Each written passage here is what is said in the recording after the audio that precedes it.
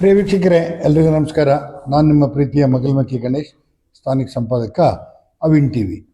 ವಿಶೇಷ ಕಾರ್ಯಕ್ರಮ ನೋಡಿದಿರಿ, ಈಗಾಗಲೇ 5 ಕಥೆಗಳನ್ನು ನೋಡಿದಿರಿ. ನಿಮ್ಮ ಗ್ರಾಮ ಪಂಚಾಯಿತಿ ಕತೆ ಗಣೇಶನ ಜೊತೆ. ಇದು 6ನೇ ಕತೆ. ಗ್ರಾಮ ಪಂಚಾಯಿತಿಯ ಒಂದು ಅಭಿವೃದ್ಧಿಗೆ ಅಥವಾ ಇಷ್ಟು ದಿವಸ ಇದ್ದಂಥ ಗ್ರಾಮ ಪಂಚಾಯಿತಿಯ ವ್ಯವಸ್ಥೆ, ಈಗಿರುವಂಥ ವ್ಯವಸ್ಥೆ, ಮುಂದೆ ಬದಲಾವಣೆ ಮಾಡಿಕೊಳ್ಳಬಹುದಾದ ವ್ಯವಸ್ಥೆ ಏನಂಥೇಳಿ ಗ್ರಾಮ ಪಂಚಾಯಿತಿಯ ಅಧ್ಯಕ್ಷರನ್ನೇ ಕೇಳೋಣ. ಈಗಾಗಲೇ 1 ವರ್ಷ ಆಯಿತು, ಅಧ್ಯಕ್ಷರಾಗಿದ್ದಾರೆ. ಏನು ಬದಲಾವಣೆ ಮಾಡಬೇಕು ನೋಡೋಣ. ಅದಕ್ಕೆ ನೀವೇನು ಮಾಡಬೇಕು ಅಂತಂದರೆ, ಕಾರ್ಯಕ್ರಮ ನೋಡ್ತಾ ಇದ್ದವ್ರು ಲೈಕ್ ಮಾಡಿ, ಶೇರ್ ಮಾಡಿ, ಕಾಮೆಂಟ್ ಮಾಡಿ. ನೀವು ನೋಡ್ತೀರಿ ಓಕೆ, ಆದರೆ ಬೇರೆಯವ್ರಿಗೂ ಕೂಡ ನೋಡೋ ಒಂದು ಅವಕಾಶ ಸಿಗಲಿ. ಹಾಗಾಗಿ ದಯವಿಟ್ಟು ಎಲ್ಲರೂ ಕೂಡ ಶೇರ್ ಮಾಡಿ ನಿಮ್ಮ ಗ್ರೂಪ್ಗಳಿಗೆ, ಒಂದಷ್ಟು ಜನ ನೋಡ್ಬೋದು. ಇವತ್ತಿನ ಕಾರ್ಯಕ್ರಮ ನಿಮ್ಮ ಪಂಚಾಯಿತಿ ಕತೆ ಗಣೇಶನ ಜೊತೆ. ನಿಮ್ಮ ಪಂಚಾಯಿತಿ ಕತೆ ಗಣೇಶನ ಜೊತೆ. ಅರ್ಥ ಆಯ್ತಲ್ಲ? ಓಕೆ, ಈಗ ನಾವು ನೇರವಾಗಿ ಕಾರ್ಯಕ್ರಮಕ್ಕೆ ಬರೋಣ. ನಮಸ್ಕಾರ ಸರ್. ನಮಸ್ತೆ. ತಮ್ಮ ಪೂರ್ಣ ಹೆಸರು? ಆಶ್ರಿತ್ ಅಂತ. ಏನು ಇನ್ಶಿಲ್? ಎಚ್ ಎಂ ಅಂದ್ರೆ ಏನು ಸರ್? ನಂದು ಇನ್ಶಿಲ್ ಅದು. ಹೊಸಳ್ಳಿ ಮಂಜುನಾಥ್ ನಮ್ಮ ತಂದೆ ಹೆಸರು. ತಾಯಿ ಹೆಸರು? ಜಯಲಕ್ಷ್ಮಿ ಅಂತ. ನಿಮ್ಮ ತಂದೆ ತಾಯಿಗೆ ಎಷ್ಟು ಜನ ಮಕ್ಕಳು? ನಾವು 3 ಮಕ್ಕಳು. 3 ಜನ. ಏನ್ ಮಾಡ್ತಾರೆ? ನಂದು ಸಿಸ್ಟರು, ಸೊ ಅವರು ಮದ್ವೆ ಆಗಿದೆ. ಮತ್ತೆ ತಮ್ಮ ಇದ್ದಾರೆ ಒಬ್ರು, ನಾನು. ಸರ್, ಈಗ ನಿಮ್ಮ ಮದುವೆ ಆಗಿದೆ ನಿಮ್ಗೆ? ಹೌದು ಸರ್. ಏನ್ ನಿಮ್ಮ ಮನೆಯವ್ರ ಹೆಸರು? ಅಪೂರ್ವ ಅಂತ. ಅಪೂರ್ವ. ಎಷ್ಟು ಜನ ಮಕ್ಕಳು? 2. ಏನ್ ಮಾಡ್ತಾರೆ? ಚಿಕ್ಕ ಮಕ್ಕಳು. ಹೆಣ್ಮಕ್ಳ ಗಂಡು ಮಕ್ಳ? ಒಂದು ಹೆಣ್ಣು ಒಂದು ಗಂಡು. ಏನ್ ಹೆಸರು ಮಕ್ಕಳದ್ದು? ಸಿಯಾರ ಅಂತ ಮಗಳ ಹೆಸರು, ಶಾರ್ವಿಕ್ ಅಂತ ಮಗನ ಹೆಸರು. ಸುಮ್ಮನೆ ಕುತೂಹಲಕ್ಕೆ ಕೇಳ್ತೀನಿ. Love marriage arrange marriage sir? ಹೇಳಿ. ಇಲ್ಲ, ಬೋತ್. Love and arrange. ತಮ್ಮ ಪ್ರಾಥಮಿಕ ವಿದ್ಯಾಭ್ಯಾಸ ಎಲ್ಲಿ ಮಾಡಿದ್ರಿ ಸರ್? ನಾನು ನನ್ನ ಪಕ್ಕದ, ಅಂದ್ರೆ ನನ್ನ ಗ್ರಾಮದಲ್ಲೇ ನಾನು ಓದಿದ್ದು. ನಂತರ ಬಂಟ್ಕಲ್ ಹೈಸ್ಕೂಲಲ್ಲಿ ಸ್ಟಡೀಸ್ ಮಾಡಿದೆ. ಮತ್ತೆ ಶೃಂಗೇರಿಯಲ್ಲಿ, ಮತ್ತೆ ಮೂಡ್ಬಿದ್ರೆ, ಆಳ್ವಾಸ್ ಅಲ್ಲಿ. ಹೀಗೆ ನಂದು ಎಜುಕೇಶನ್ ಆಯ್ತು. ಈಗ ಏನ್ ವೃತ್ತಿ ಮಾಡ್ತೀರಿ ಸರ್? ನಾನು ಆಕ್ಚುಲಿ ನಾನು ಬಿಸ್ನೆಸ್ ಮಾಡ್ತೀನಿ. ಸೊ ಪ್ಲಾಂಟೇಶನ್ ಇದೆ ನಮ್ದು. ನನ್ನ ಪೌಲ್ಟ್ರಿ ಫಾರ್ಮಿಂಗ್ ಬಿಸ್ನೆಸ್. ನಾನು 13 ಇಯರ್ಸ್ ಇಂದ ನಂದು ಕೋಳಿ ಸಾಕಾಣಿಕೆ ಮಾಡ್ತೀನಿ, ಕೋಳಿ ಎಕ್ಸ್ಪೋರ್ಟ್ ಮಾಡ್ತೀನಿ.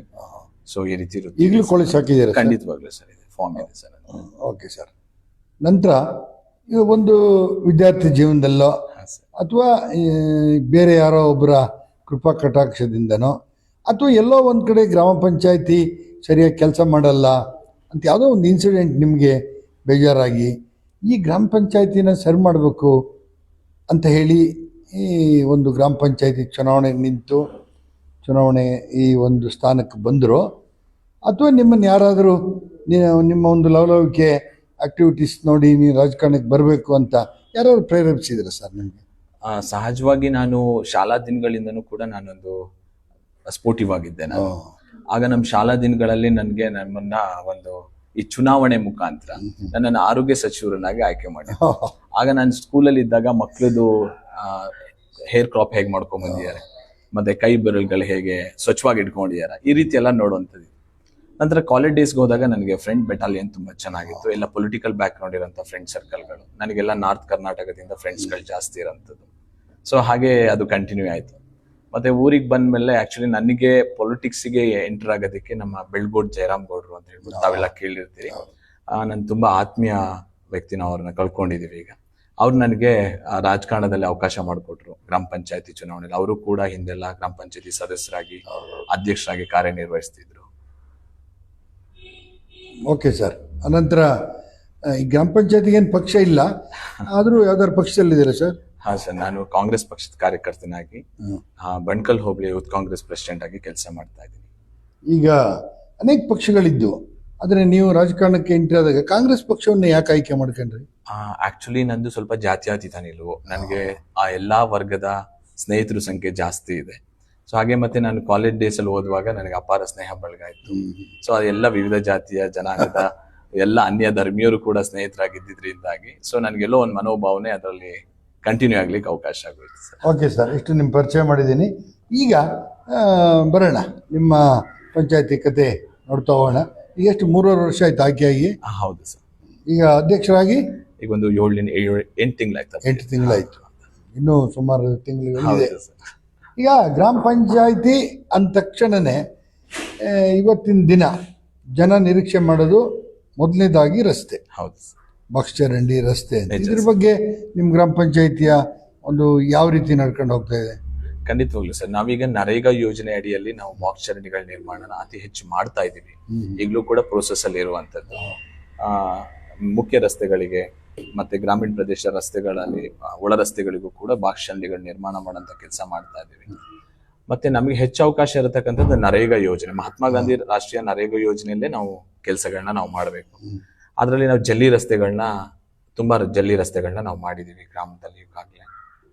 ಈಗ ಸಾಮಾನ್ಯವಾಗಿ ಎಲ್ಲರೂ ಹೇಳ್ತಾರೆ ಬಾಕ್ಸ್ ಚರಂಡಿ ಮಾಡಿ ಅಂತ. ಬಾಕ್ಸ್ ಚರಂಡಿ ತುಂಬಾ ಕಾಸ್ಟ್ಲಿನೂ ಆಗುತ್ತೆ. ಅದು ಬೇರೆ MLA ಫಂಡು, ಬೇರೆ ಫಂಡ್ ಇಲ್ದೇನೆ ನಿಮ್ಮ ಗ್ರಾಮ ಪಂಚಾಯತಿ ಫಂಡ್ ಅಲ್ಲಿ ಮಾಡಕ್ ಸಾಧ್ಯನಾ? ಕಷ್ಟ ಆಗುತ್ತೆ ಸರ್. ಅಂದ್ರೆ ಗ್ರಾಮ ಪಂಚಾಯತಿಗೆ ದೊಡ್ಡ ಮಟ್ಟದ ಅನುದಾನ ಇಲ್ಲದೆ ಇರೋದ್ರಿಂದಾಗಿ ಇದೇ ಮಹಾತ್ಮ ಗಾಂಧಿ ರಾಷ್ಟ್ರೀಯ ಉದ್ಯೋಗ ಖಾತ್ರಿ ಯೋಜನೆಯಲ್ಲೇನೆ ನಾವು ಮಾಡ್ಬೇಕಾಗುತ್ತೆ. ಅದು ವರ್ಷಕ್ಕೆ 2 ಬಾರಿ ಆಕ್ಷನ್ ಪ್ಲಾನ್ ಇಟ್ಕೊಂಡ್ಬಿಟ್ಟು ಎಷ್ಟು ನಮಗೆ ರಿಕ್ವೆಸ್ಟ್ ಜನಗಳು ಕೇಳ್ತಾರೆ ಎಲ್ಲೆಲ್ಲಿ ಮುಖ್ಯವಾಗಿದೆ ಅಂತ, ಅದರಲ್ಲಿ ಫಸ್ಟ್ ಪ್ರಿಫರ್ ಮಾಡ್ಬಿಟ್ಟು ಅಂದ್ರೆ ಅತಿ ಮುಖ್ಯವಾದಂತದ್ದನ್ನ ನಾವು ಆಯ್ಕೆ ಮಾಡ್ಕೊಂತ ಕೆಲಸ ಮಾಡ್ತಾ ಹೋಗ್ತೀವಿ. ಈಗ ನಿಮಗೆ 15 ಹಣಕಾಸು ಬೇರೆ ಬೇರೆ ಇದರಿಂದ ಸರ್ಕಾರದಿಂದ ಪ್ರತಿ ವರ್ಷ ಎಷ್ಟು ಬರುತ್ತೆ ಸರ್? ಸರ್ ನಮ್ದು 5 ಸಂಖ್ಯಾ ಬಲದ ಗ್ರಾಮ ಪಂಚಾಯತ್, 5 ಜನ ನಮ್ಮ ಪಂಚಾಯತಿಯಲ್ಲಿ 5 ಜನ ಮೆಂಬರ್ ಇರ್ತಕ್ಕಂಥದ್ದು. ಸೊ ಜನಸಂಖ್ಯೆ ಆಧಾರದ ಮೇಲೆ ಹಣ ಬರುವಂತದ್ದು. ನಮಗೆ 15 ಫಿನಾನ್ಷಿಯಲ್ 12 ಲಕ್ಷ ತನಕ ನಮಗೆ ಬರುತ್ತೆ ಸರ್. ಅದರಲ್ಲೂ ಕೂಡ ನಾವು ಮತ್ತೆ ಅದರಲ್ಲಿ ರಿಸರ್ವ್ ಮಾಡ್ಲಿಕ್ಕೆ ಇರುತ್ತೆ. ಅಂಗವಿಕಲರಿಗೆ ಮತ್ತೆ ಪರಿಶಿಷ್ಟ ಜಾತಿ ಜನಾಂಗಕ್ಕೆ ಈ ರೀತಿ ಎಲ್ಲ ರಿಸರ್ವ್ ಮಾಡಿ ಮಿಕ್ಕಂತ ಹಣದಲ್ಲಿ ಅಭಿವೃದ್ಧಿ ಕೆಲಸಗಳನ್ನು ಮಾಡಬೇಕು ಬರುತ್ತೆ ಸರ್. ಆಗುತ್ತೆ ಅಭಿವೃದ್ಧಿ ಕೆಲಸ ಮಾಡಕ್ಕೆ? ಖಂಡಿತ. ನಮ್ಮನೆ ಚಿಕ್ಕ ಪಂಚಾಯತಿ ಆಗಿರೋದ್ರಿಂದ ಜನಸಂಖ್ಯೆ 3,500 ಜನಸಂಖ್ಯೆ ಇದೆ, ವ್ಯಾಪ್ತಿ ದೊಡ್ಡದಿದೆ. 500 ಮನೆಗಳು ಇದೆ ನಮ್ಮ ಪಂಚಾಯತ್. ಎಷ್ಟು ಊರು ಬರ್ತವೆ ನಿಮ್ಗೆ? ಊರೊಂದು 8 ಊರುಗಳು ಬರುತ್ತೆ. ಸೊ ಹಾಗಾಗಿ ಕಷ್ಟ ಆದ್ರೂ ಸಹ ನಾವು ಅದನ್ನ ಶಾಸಕರ ಸಹಾಯ ಈ ರೀತಿ ಎಲ್ಲ ಮಾಡ್ಕೊಂಡು ಹೋಗ್ತಾ ಇದೀವಿ, ಕೆಲಸಗಳನ್ನ ಮಾಡ್ಕೊಂಡು ಹೋಗ್ತೀವಿ. ಈಗ ಓಕೆ, ರಸ್ತೆ ವಿಚಾರ ಆಯ್ತು. ಈಗ ಎಲೆಕ್ಟ್ರಿಸಿಟಿ, ಈಗ ನಮ್ಮಲ್ಲಿ ನಾನು ಯಾವಾಗಲೂ ಹೇಳ್ತೀನಿ, ಮೋಡಾದ್ರೆ ಕರೆಂಟ್ ಹೋಗುತ್ತೆ, ಮಳೆ ಬಂದ್ರೆ 3 ವರ್ಷ ಕರೆಂಟೇ ಇರಲ್ಲ ಅಂತ ಸ್ಥಿತಿ ಮಲೆನಾಡಲ್ಲಿ. ಹೌದು. ಈಗ ಈ ಒಂದು ವ್ಯವಸ್ಥೆ, ಲೈಟಿಂಗಿನ ವ್ಯವಸ್ಥೆ, ಬೀದಿ ದೀಪ ಇರ್ಬೋದು, ಮತ್ತೆ ಎಲ್ಲಾ ಮನೆಗಳಿಗೂ ಆಗಿದೆ ಸರ್. ನಿಮ್ ಗ್ರಾಮ ಪಂಚಾಯತಿ ಎಲ್ಲ ಮನೆಗಳಿಗೂ ವಿದ್ಯುತ್ ಶಕ್ತಿ ಇದೆಯಾ? ಸಾಕಷ್ಟು ಮನೆಗಳಿಗೆ ಆಗಿದೆ. ಕೆಲವೊಂದು ಮನೆಗಳಲ್ಲಿ ಅಂದ್ರೆ ಇವಾಗ ಏನು ಡಿವೈಡ್ ಆಗಿರ್ತಾರೆ ಫ್ಯಾಮಿಲಿ ಒಳಗಡೆ, ಈ ತರ ಒಂದು ಸಣ್ಣ ಪುಟ್ಟ ಶೆಡ್ ಗಳಲ್ಲಿ ವಾಸ ಮಾಡ್ತಾ ಇರ್ತಕ್ಕಂಥವ್ರಿಗೆ ಎಲೆಕ್ಟ್ರಿಸಿಟಿ ಕೊಡ್ಲಿಕ್ಕೆ ಕಷ್ಟ ಆಗಿದೆ ಸರ್ ಇವಾಗ. ಅಂದ್ರೆ ಅವರಿಗೆ ನಾವು ಪಂಚಾಯತಿಯಿಂದ ಅವರಿಗೆ ಮನೆಗಳನ್ನ ಕೊಟ್ಟ ನಂತರದಲ್ಲಿ ಅವರಿಗೆ ಕರೆಂಟ್ ಕೊಡ್ಲಿಕ್ಕೆ ಅವಕಾಶ ಇದೆ ಸರ್.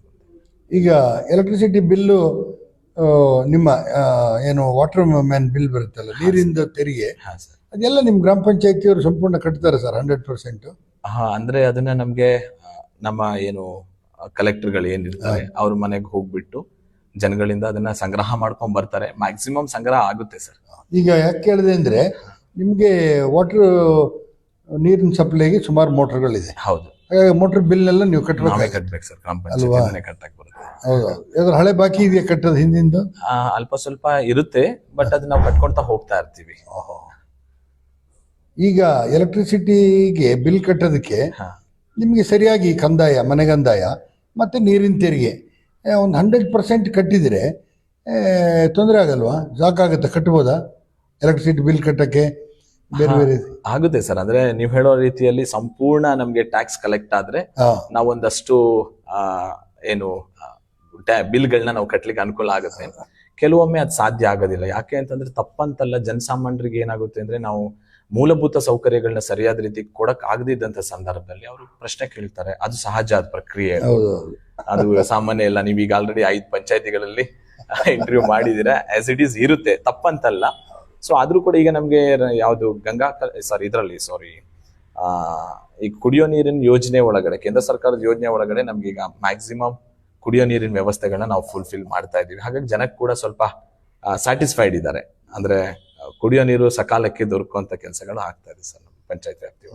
ಎಷ್ಟು ಜನ ವಾಟರ್ ಮ್ಯಾನ್ಗಳಿದ್ದಾರೆ ಸರ್ ನಮ್ಮಲ್ಲಿ? ಆಕ್ಚುಲಿ ಗ್ರಾಮ ಪಂಚಾಯತಿಗೆ ಅಂತ ಹೇಳ್ಬಿಟ್ಟು ಒಬ್ರು ನಿಯೋಜಿತ ವಾಟರ್ ಮ್ಯಾನ್ ಇರ್ತಾರೆ. ನಾವು ಅವ್ರಿಗೆ ಸಪೋರ್ಟಿವ್ ಆಗಿ ಒಂದು 3-4 ಜನ ಇಟ್ಕೊಂಡಿರ್ತೀವಿ ಸರ್. ಅವ್ರಿಗೆ ಅಂದ್ರೆ ಏರಿಯಾ ದೊಡ್ಡದಿರೋದ್ರಿಂದ ಎಲ್ಲಾ ಕಡೆನೂ ಅವ್ರು ಸಂಚಾರ ಮಾಡಿ ಇನ್ ಟೈಮ್ ನೀರ್ ಕೊಡ್ಬೇಕಲ್ಲ. ಸೊ ಹಂಗಾಗಿ ಅವ್ರಿಗೆ ಸಪೋರ್ಟಿವ್. ನೀರು ಈಗ ಬೇರೆ ಸಂದರ್ಭದಲ್ಲಿ ಕೊಡ್ತೀರಿ, ಬರ ಬಂದಾಗ ಈ ವರ್ಷನೂ ಬರ ಎಲ್ಲ ಬಂದಿತ್ತಲ್ಲ, ಅಂತ ಸಂದರ್ಭದಲ್ಲಿ ಏನಾದ್ರು ಟ್ಯಾಂಕರ್ಗಳ ಮುಖಾಂತರ ಕೊಟ್ಟಿದೀವಿ ಸರ್. ಮತ್ತೆ ನಾನ್ ಕೂಡ ನನ್ನ ವೈಯಕ್ತಿಕ ಟ್ಯಾಂಕರ್ಗಳಲ್ಲೂ ಕೂಡ ಸಾಕಷ್ಟು, ಯಾಕಂದ್ರೆ ನಮ್ಮ ಪಂಚಾಯತ್ ಅಲ್ಲಿ ಏನಾಗುತ್ತೆ ಅಂದ್ರೆ 1 ಟ್ಯಾಂಕರ್ ಇರುತ್ತೆ, ನಮ್ಗೆ ಟ್ರಾಕ್ಟರ್ ಗಳು ಇರೋದಿಲ್ಲ. ಆ ಸಂದರ್ಭದಲ್ಲಿ ನಾವು ಹೈಯರ್ ಮಾಡ್ಕೊಂತೀವಿ ಬೇರೆ ಕಡೆಯಿಂದ ಟ್ರಾಕ್ಟರ್ಸ್. ಮತ್ತೆ ನನ್ನ ಹತ್ರನೂ ವೆಹಿಕಲ್ ಇರೋದ್ರಿಂದ ನಾನು ಕೂಡ ವೈಯಕ್ತಿಕವಾಗಿ ನೀರನ್ನ ಕೊಡುವಂತ ಕೆಲಸ ಮಾಡಿದ್ದೀನಿ. ಈಗ ನಿಮ್ಮಲ್ಲಿ ಒಂದಷ್ಟು ಸರ್ಕಾರಿ ಬಿಲ್ಡಿಂಗ್ಗಳಿದೆ, ಭಾಳ ಹೆಸರಾಂತ ಗಾಂಧಿ ಸ್ಮಾರಕ ಇರ್ತಕ್ಕಂಥದ್ದು, ಅದಕ್ಕೊಂದಷ್ಟು ಜಾಗ ಇರೋಂಥದ್ದು. ಹೌದು ಸರ್. ಅಲ್ಲಿ ಸುಮಾರು ಹಾಸ್ಪಿಟ್ಲ್ ಇರ್ಬೋದು, ಶಾಲೆ ಇರ್ಬೋದು, ಅಂಗನವಾಡಿ ಇರ್ಬೋದು, ಈ ಥರ ಸರ್ಕಾರಿ ಕಟ್ಟಡಗಳು ತುಂಬ ಇದೆ. ಹೌದು ಸರ್. ಸರ್ಕಾರದಿಂದ ನೇರವಾಗಿ ಹಣ ಬರೋದು ಭಾಳ ಲೇಟ್ ಆಗುತ್ತೆ, ಕೆಲವೊಮ್ಮೆ ಬಂದಿಲ್ಲ. ಹೌದು. ಹಾಗಾಗಿ ನೀವು ಒಂದಷ್ಟು ಗಮನ ಕೊಡ್ತೀರಾ ಸರ್ಕಾರಿ ಶಾಲೆಗೆ, ಅಂಗನವಾಡಿಗೆ, ಬಿಲ್ಡಿಂಗಿಗೆ? ಖಂಡಿತವಾಗ್ಲೂ ಸರ್, ಖಂಡಿತವಾಗ್ಲೂ ಕೊಡ್ತೀವಿ. ಸೊ ನಮಗೆ ಶಾಲಾ ಶೌಚಾಲಯದ ಅಭಿವೃದ್ಧಿ ಮಾಡ್ಲಿಕ್ಕೆ ನಮ್ಮ ನರೇಗಾ ಯೋಜನೆಯಲ್ಲಿ ಅವಕಾಶ ಇದೆ, ಅದನ್ನು ಕೂಡ ನಾವು ಮಾಡ್ತಾ ಇದೀವಿ. ಅಂಗನವಾಡಿಗಳಿಗೆ ಶೌಚಾಲಯ ಮಾಡ್ಲಿಕ್ಕೆ ಅಂತದೆಲ್ಲ ನಾವು ಮಾಡ್ತಾ ಇದೀವಿ ಸರ್ ಕೆಲಸ. ಈಗ ಆ ಥರದ್ದೇನಾದ್ರು ಸರ್ಕಾರಿ ಬಿಲ್ಡಿಂಗ್ ಬಿದ್ದೋಗಕ್ಕೆ ಬಂದಿರೋದು ಆ ಥರದ್ದೇನಾರು ಇದೆಯಾ? ಇಲ್ಲ ಸರ್, ಆ ಥರದ್ದು ಯಾವ ಆ ಥರದ್ದೇನಿಲ್ಲ. ಈಗ ಅಂಗನವಾಡಿಗಳಲ್ಲಿ ಮತ್ತೆ ಶಾಲೆಗಳಲ್ಲಿ ಒಂದು ಸಣ್ಣ ಪುಟ್ಟ ಪ್ರೋಗ್ರಾಮ್ಗಳನ್ನೆಲ್ಲ ಮಾಡ್ತಾರೆ, ಆಗ ಗ್ರಾಮ ಪಂಚಾಯತಿ ಅನ್ನೋದನ್ನು ಸಾಮಾನ್ಯವಾಗಿ ಕೇಳ್ತಾರೆ. ಖಂಡಿತವಾಗ್ಲೂ ಕೊಡ್ತೀರಿ ಸರ್. ಇದು ಒಂದು ದೊಡ್ಡ ಸಮಸ್ಯೆ. ಅಲ್ಲಿಗೆ ಬರೋಣ. ಅದೇ ಎಲ್ಲ ಈಗ 5 ಗ್ರಾಮ ಪಂಚಾಯತಿಲೂ ಅದೇ ಕತೆ, ಮೋಸ್ಟ್ಲಿ ನಿಮ್ಮದು ಅದೇ ಕತೆ. ಇಲ್ಲಿ ನೋಡೋಣ. ಈಗ ನಿವೇಶನ ಹಂಚಿನ ವಿಚಾರ. ಹಾಂ ಸರ್. ಈಗ ಸಾಮಾನ್ಯವಾಗಿ ಸಾರ್ವಜನಿಕರು ಮಾತಾಡುವಾಗ ಒಂದು 15 ವರ್ಷದಿಂದ ನಿವೇಶನಗಳನ್ನು ಕೊಟ್ಟಿಲ್ಲ. ಹೌದು. ಮನೆಗಳು ಕೊಟ್ಟಿರ್ತಾರೆ, ನೀವು 50 ಮನೆ ಕೇಳಿದ್ರೆ 5 ಮನೆ ಕೊಡ್ತಾರೆ, ಅದ್ರ ಹಣ. ಓಕೆ, ನಿವೇಶನದ ಎಷ್ಟು ಅರ್ಜಿಗಳು ನಿಮಗೆ ಬಂದಿದೆ? ಇದೆ ಸರ್, ಸುಮಾರು ಒಂದು 60 ಅರ್ಜಿ ನಮ್ಗೆ ಇದೆ ಈಗ. ನಿವೇಶನ ಕೊಡಿ ಅಂತ ಕೇಳಿದ್ದಾರೆ. ನಮ್ಮಲ್ಲಿ ಜಾಗ ಕೂಡ ಇದೆ. ಸಣ್ಣ ಪುಟ್ಟ ಲೋಭಗಳು ಇರುತ್ತೆ, ಅಂದ್ರೆ ಈ ಹಿಂದೆ ಅಂದ್ರೆ ಬಹಳಷ್ಟು ಕಾಲದಿಂದ ಅದು ಮಾಡ್ಕೊಂಡ್ ಬಂದಿರ್ತಕ್ಕಂಥ ವ್ಯತ್ಯಯಗಳಿದೆ. ಅವೆಲ್ಲವನ್ನು ಸರಿಪಡಿಸ್ತಕ್ಕಂಥ ಕೆಲಸಗಳನ್ನ ನಾವು ಮಾಡ್ತಾ ಇದೀವಿ ಸರ್. ಒಟ್ಟಾರೆ ನಮಗೂ ಒಂದು ಆಸೆ ಆಕಾಂಕ್ಷೆ ಇದೆ. ಸುಮಾರು ಕನಿಷ್ಠ ಒಂದು 60 ಕುಟುಂಬಕ್ಕಾದ್ರೂ ಈ ಸರಿ ನಾವು ನಿವೇಶನ ಕೊಡಬೇಕು ಅಂತ ಒಂದು ಆಲೋಚನೆ ಇಟ್ಕೊಂಡಿದೀವಿ ಸರ್. ಈಗ ಜಾಗ ಏನು ಕಾಂಪ್ಲಿಕೇಟೆಡ್ ಇದೆಯಾ? ಸರ್ಕಾರಿ ಜಾಗನ ಅಥವಾ ಯಾರಿಗಾರು ಗೊತ್ತು? ಇಲ್ಲ, ರಿಸರ್ವ್ ಅಂದ್ರೆ ಇದಕ್ಕೆ ನಮ್ಮ ಆಶೆ ನಿವೇಶನಕ್ಕಾಗಿ ಇದೆ. ಬಟ್ ಅದರಲ್ಲಿ ಸಣ್ಣ ಪುಟ್ಟ ಈ ಸರ್ವೆ ಇದರಲ್ಲಿ ಸ್ವಲ್ಪ ವ್ಯತ್ಯಾಸಗಳಾಗಿದೆ. ಅವುಗಳನ್ನ ಸರಿಯಾಗ್ತಕ್ಕಂಥ ಕೆಲಸ ನಡೀತಾ ಇದೆ ಸರ್ ಈಗ. ಯಾಕಂದ್ರೆ ಈಗ ನೀವಿನ್ನು ಯಂಗ್ಸ್ಟರ್, ಈಗ 60 ಮನೆ ಅಂತೀರಿ, 16 ವರ್ಷ ಅನ್ನತ್ತಿ 100-200 ಮನೆಗಳಿಗೆ ಹೋಗುತ್ತೆ. ಈಗ ಒಂದು ದೊಡ್ಡ ಪ್ಲಾನ್ ಮಾಡಿ ಈಗಲೇ.